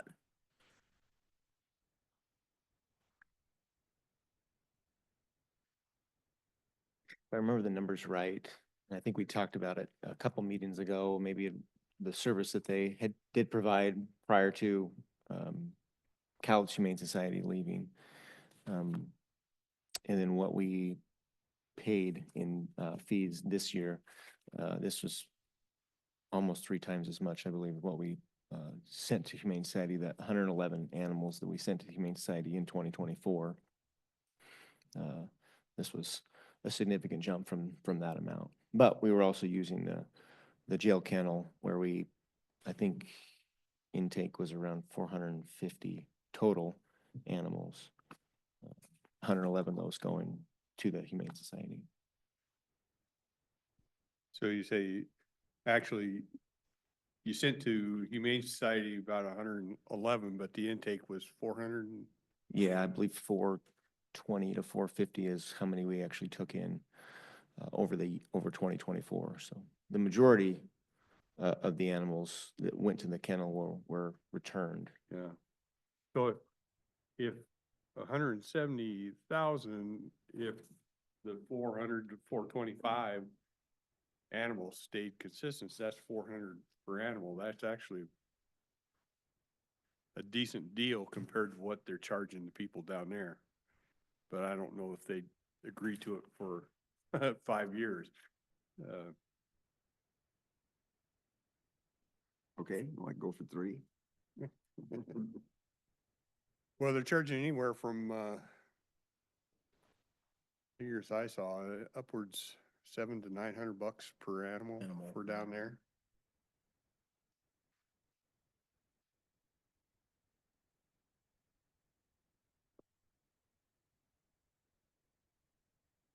I agree with you, Commissioner Farrell, that if we can lock in a longer term contract, that would be beneficial for us, but just based on their behavior, I don't know that they're going to do that. So I know that we discussed what their intentions were as set out in that September 5 article from the Columbian of increasing their costs. I was just reminded by Chief Spencer that it was around 658 per animal that they want to grow to, maybe a little more. Right. So remaining at 300 obviously would be really beneficial if 658 is the horizon. Yeah, and at 170, if we did turn in 425 animals, that's $400 per animal. So if you had that locked in for 3 years, I think that'd be pretty reasonable. I don't know, I agree with Commissioner Rader. I don't think they're gonna wanna do that, but Well, one of the other things that bothered the hell out of me on this article from the Columbian was the neutering and release of feral cats. Why would you release a feral cat back into society? Why would you even spend the money to neuter it? Well, I know that there is an actual ecological purpose for having feral cats released back into society is the reduction of rat population. That is the theory behind that. But legally, I don't have any dog in that fight, but you asked the question, I'll answer it. Do possum Commissioner kill rats? What's that? Do possum kill rats? I think there are many animals that kill rats, but Okay. feral cats do provide that service. I guess Is it something that we need to pay for?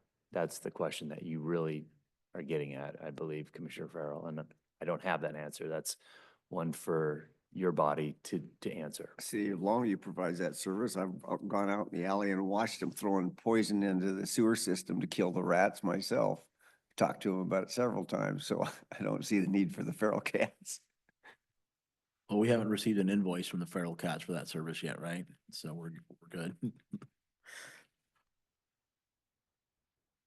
The other thing that part of this new contract, it's written in there, is language that we're also paying for small county deliveries of animals versus the big C county delivery of animals. So any citizen that feels that they can't handle their dog or their cat, big C county is being asked to take and pay for that by signing this contract. And I'm not certain whether this board or the big C county, that is a responsibility they want to take on financially. so if a homeowner can't take care of the animal anymore and they voluntarily turn it in, that's extra? I believe that's written into the contract. And we pay that for the whole county, no matter if it happens in Woodland or if it happens in Clymer or Longview? I believe that's written in the contract. So if the homeowner brings it in and pays an adoption fee or whatever when they drop the animal off, does that, what's the word I want, defer us paying that cost, or do we get that cost also? I don't know that they're being asked to pay an adoption fee by dropping off an animal. What I do know is that we're going to be charged for that animal. We are being charged. The county is asked to cover the expenses of that animal for the Humane Society by how the terms of this contract is written. There are a number of places within the contract that's written into. I know recently I had a daughter who didn't take care of a dog, and under the circumstances, I took the dog to the pound and I paid a considerable amount of money for them to take care of the animal. And I think I had to pay the neutering fee and a pre-adoption fee and a food fee for them to take the animal, assuming that it would get adopted. And I guess it just blows my mind that on top of that, they would be able to charge the county if that was still going on as part of their policy and procedures.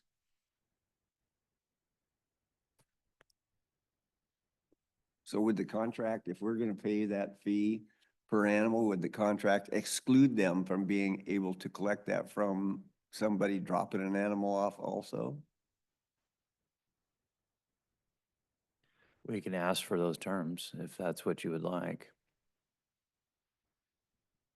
If we're paying for it, should the citizen pay for it? Or vice versa, if the citizen's paying for it, we shouldn't be.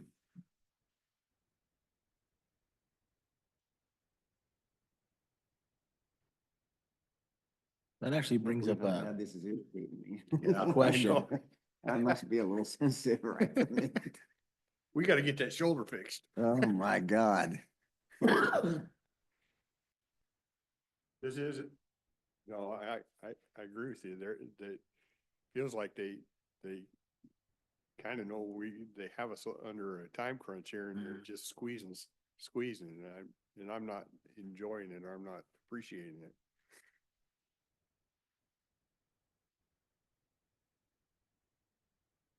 I really like the PR side of it for the being able to get the animals back to the homeowners within a 3-day time frame at no cost to the homeowner, minimal cost to the county.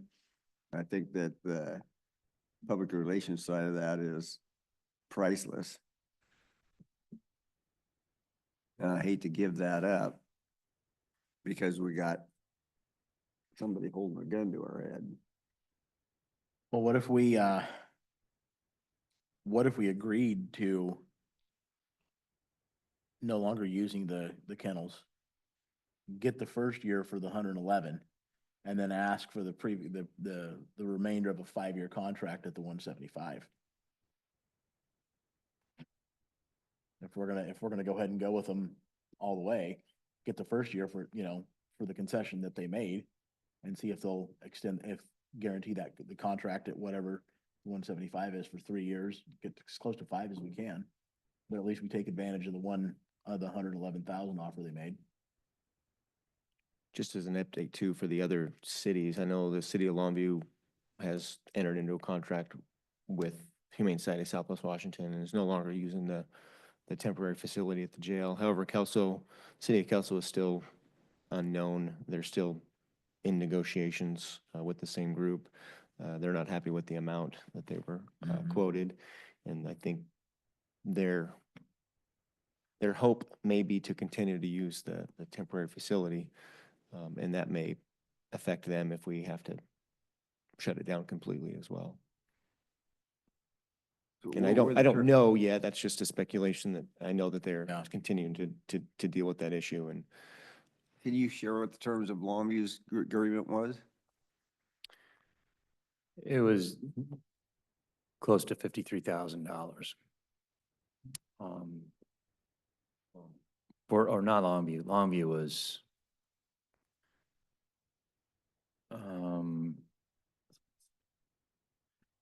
it was more than the county, but I don't have those specific terms. I say they probably have more animals they deal with than we probably maybe do in the county. I would think they've got a lot more animals to deal with than we would have from the county. Yeah. And I apologize, the $53,000, Commissioner Farrell, was for Kelso, city of Kelso. But yes, it was an amount greater than the amount that is being requested of the county generally.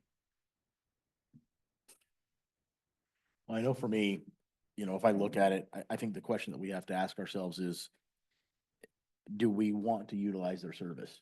And if so, then we need to come up with terms that we're all gonna be comfortable with. If not, then do the 1-year contract and let's come up with a different idea later on. How, do we want to use them long-term? Yes or no, I think is what the question for me is.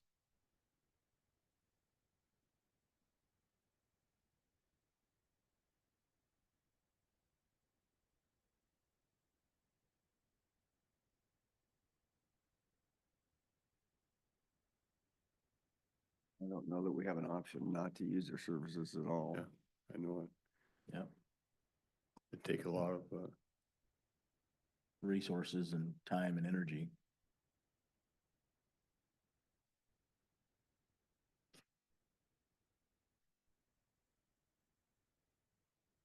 I think whatever we do, we should take advantage of that concession because I don't know that it's gonna last.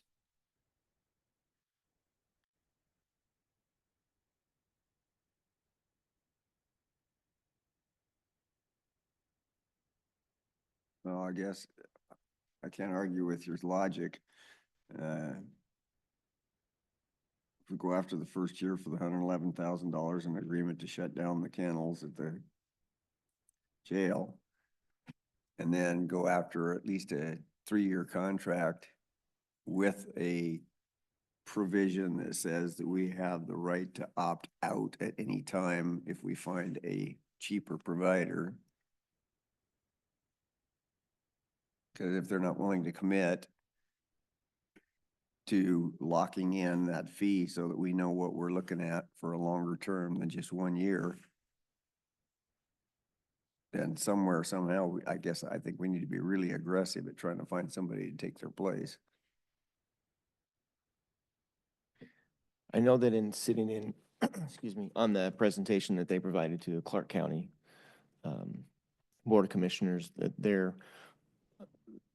they presented that number, that 648 was what it costs them generally per animal for the services that they provide for that animal when it's in their care. And right now, currently, they were using donations or donor funded to supplement that cost, and they're trying to get closer, I believe, to that 648 per animal, so it's not subsidized by donor costs. That's where that 648 came from. That's how they presented it, is that's what it costs us to deal with this animal individually. And if I remember right, didn't it say that they were looking at increasing costs almost 90% in some areas? I believe their presentation was 4 something to 540 to 648, I believe is what I think it was the what interview numbers with were. with a lady that she said that they were looking at increasing costs 90% Yeah. to the paper. You're That's what she correct. said. Yeah. The September 5th Columbian article Mhm. did suggest those increases of that magnitude.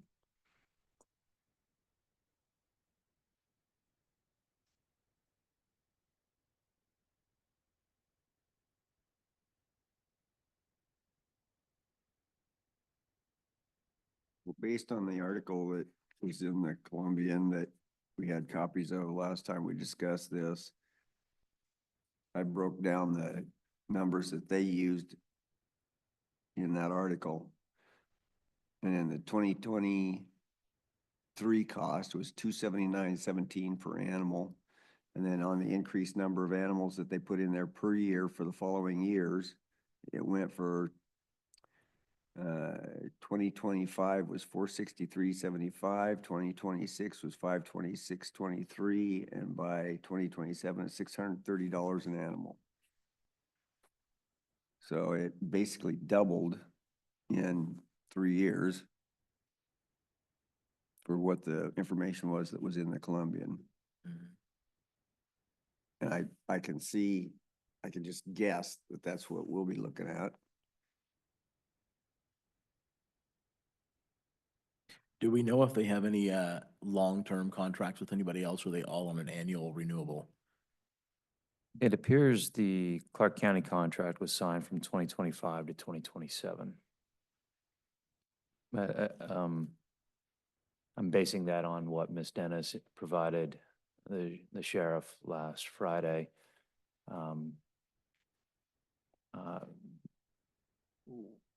Which was an answer to his question regarding animal per animal basis. Mhm. And he was under the understanding, having conversations with his counterparts, that it was per animal. So What, do you know if it was based on these numbers that were in the Columbian? Is that basically what they signed? I don't have that information right now, because this was on Friday. When we received this responsive email, we can make a request to get that contract and review that.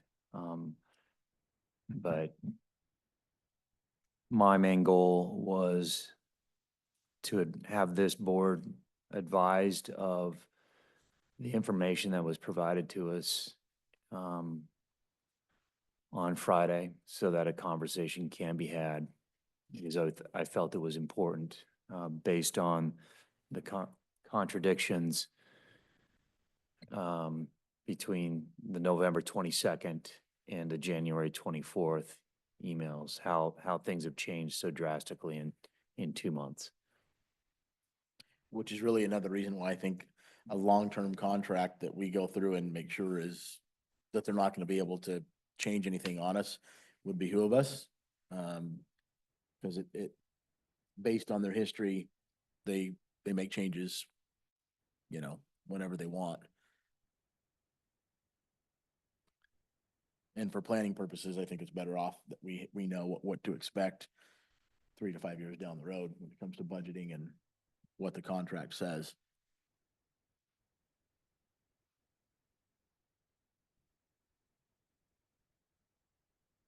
Okay.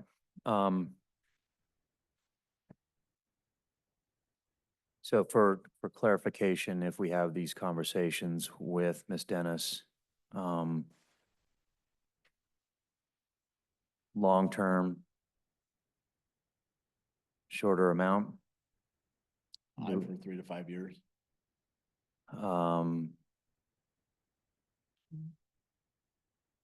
yes to halting the jail or not. I want to remove my personal Yeah, concern with that and have the board make their determination on what you see fit. but if I'll just give you some stuff and then we can adjust it from there. 100, yes, halt services at the jail. First year at 111. Second year, we go to the 170 they specify. And if we could get either 3 to 5 years, and I don't mind cost of living escalation on the 170, but I think it has to be inclusive of all animals, this extra cost for somebody bringing in. That I struggle with that. If we, at our 425, if we are at their 600 plus, we're talking a contract $270,000. So I agree with both of you. If we can tie up, even though it'll be a little higher, and at least we'll have some, Stability. we'll have some stability. We'll know what we're looking at down the way. And do we need to know how it's going to impact or could possibly impact Kelso's agreement with them? Good question. Well, my understanding of what's happening with Kelso is pound sand.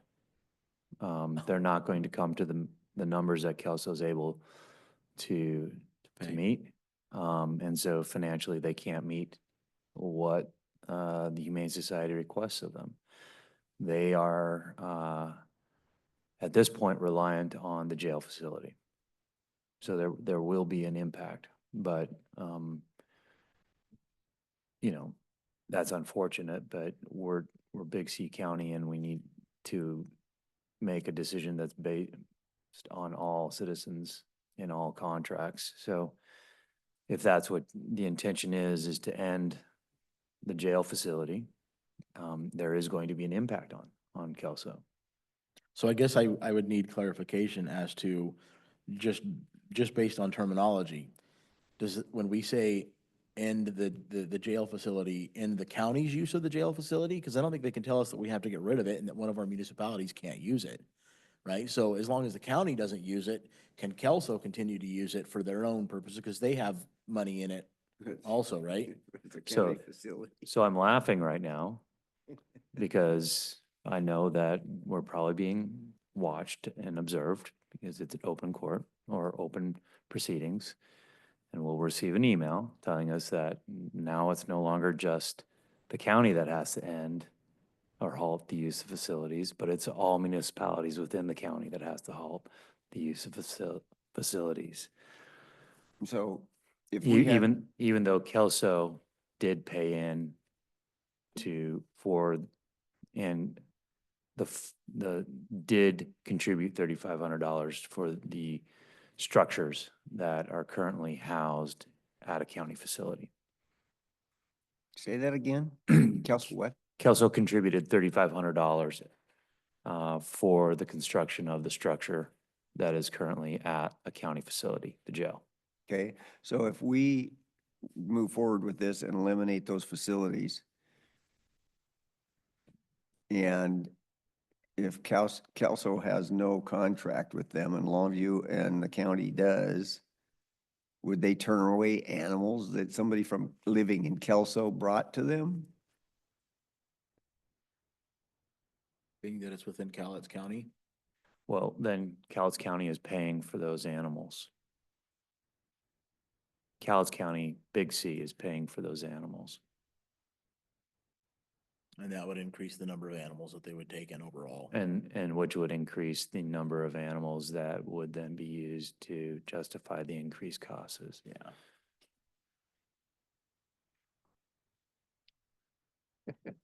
It makes you what, and I'm just You don't wanna know. speaking out loud, yeah. You don't wanna make what it makes me want. Yeah. Well, based on a little bit we gave you, can you go back and see if you can get a little bit of?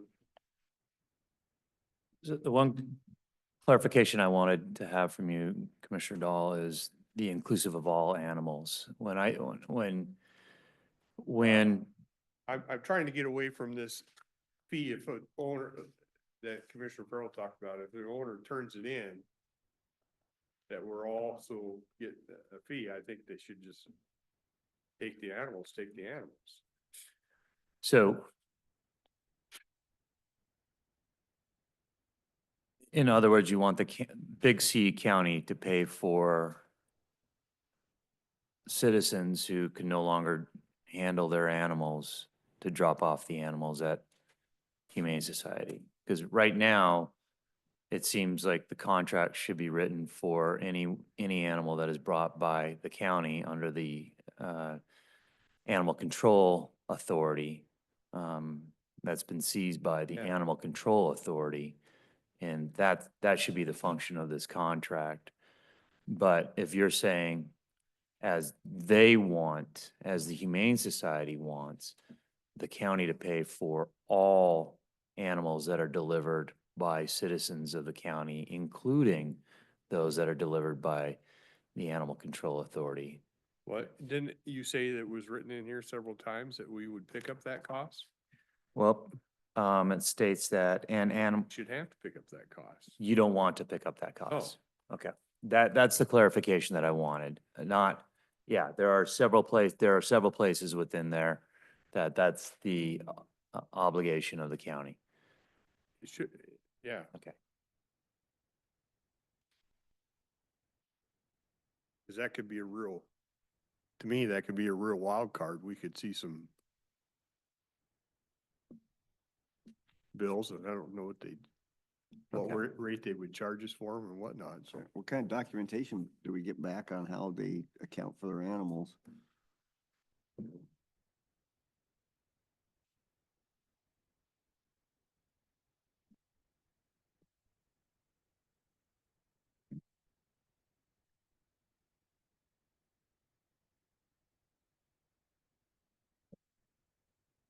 Yeah, when our animal control brings an animal in, there's been, over last year, there's been an intake form showing that and that's what they use for billing. So there's an intake saying that we're dropping that off. I don't know if there's something they're gonna follow up as far as, we spay or neutered this, or we provided vet care for this or anything like that. I believe it says after 72 hours, it becomes the responsibility of the Humane Society. Humane Yeah. No longer ours.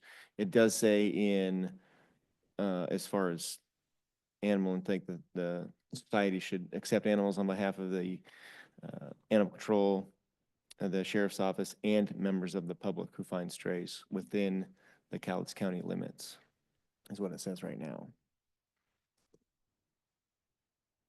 Okay, as long as that's all under that 111,000.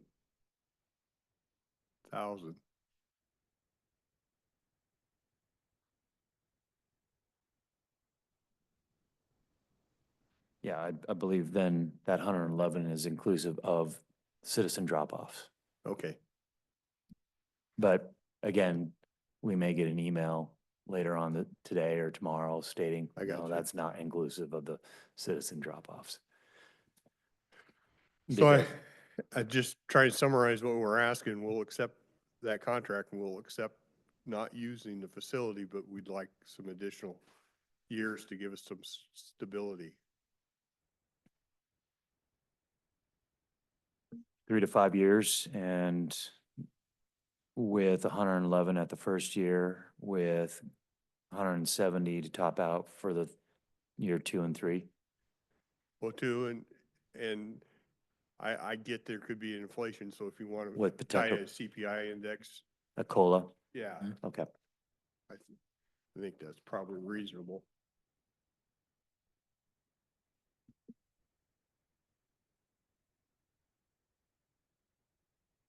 Okay, I'm good with that.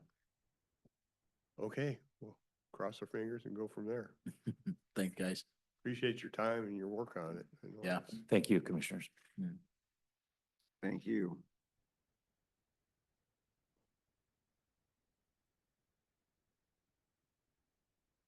That's. Yeah, you know, everybody has a heart for animals, so you want them taken care of, so it's a difficult thing. Animals will be held for a It- mandated 72-hour stray hold period. Yeah.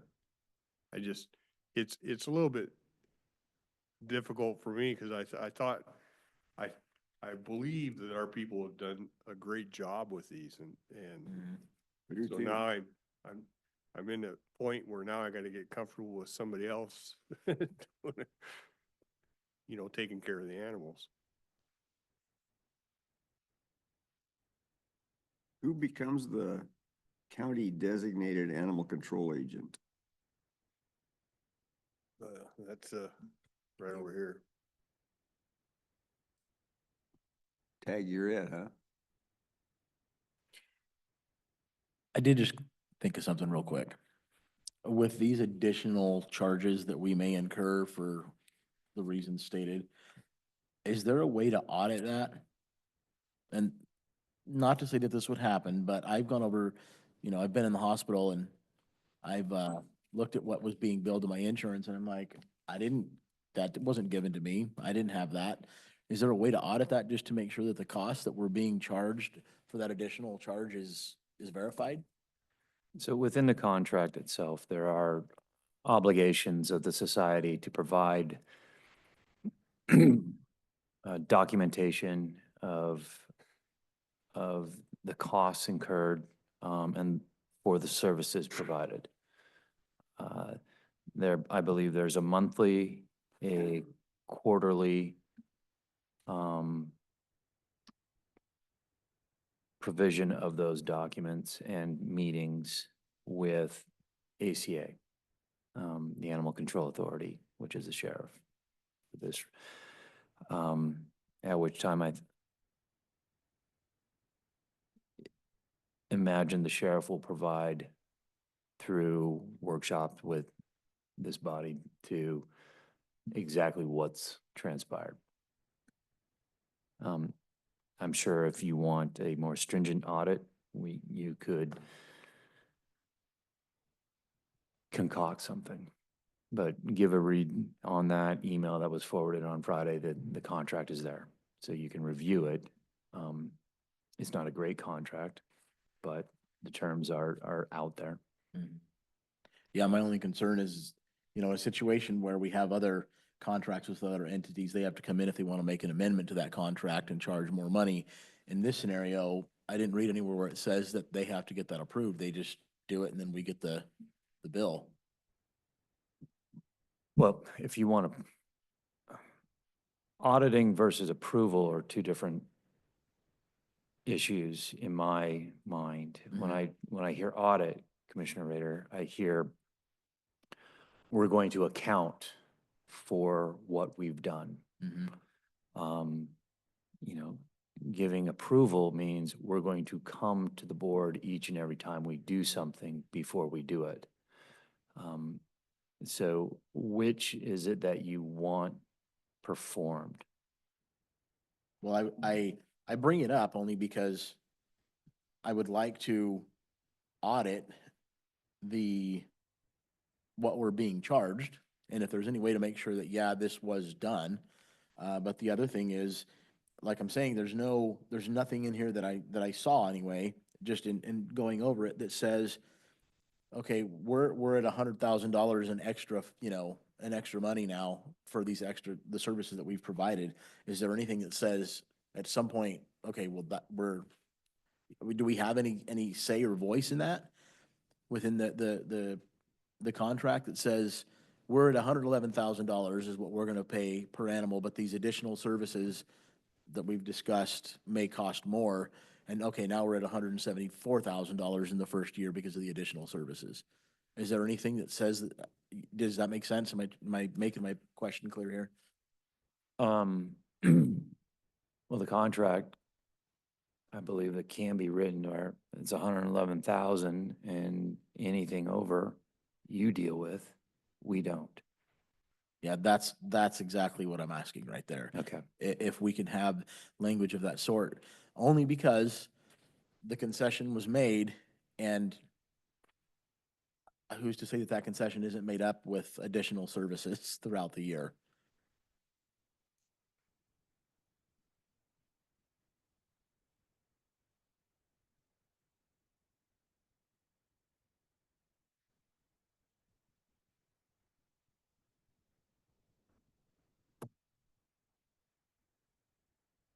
Any other concerns that we need to bring to them?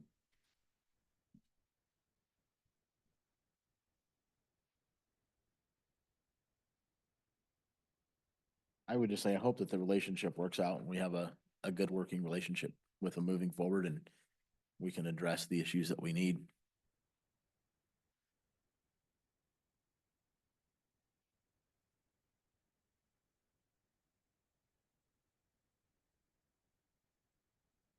Okay, We have everything now. Are we satisfied? Well, to some extent, we got a direction anyway. yeah. I like direction. Okay, Thank you. Thank you. Good luck. Yeah. May the force be with you. Amen. Anything else today? Think we're good? We're set for tomorrow? All right, we will adjourn. Thank you.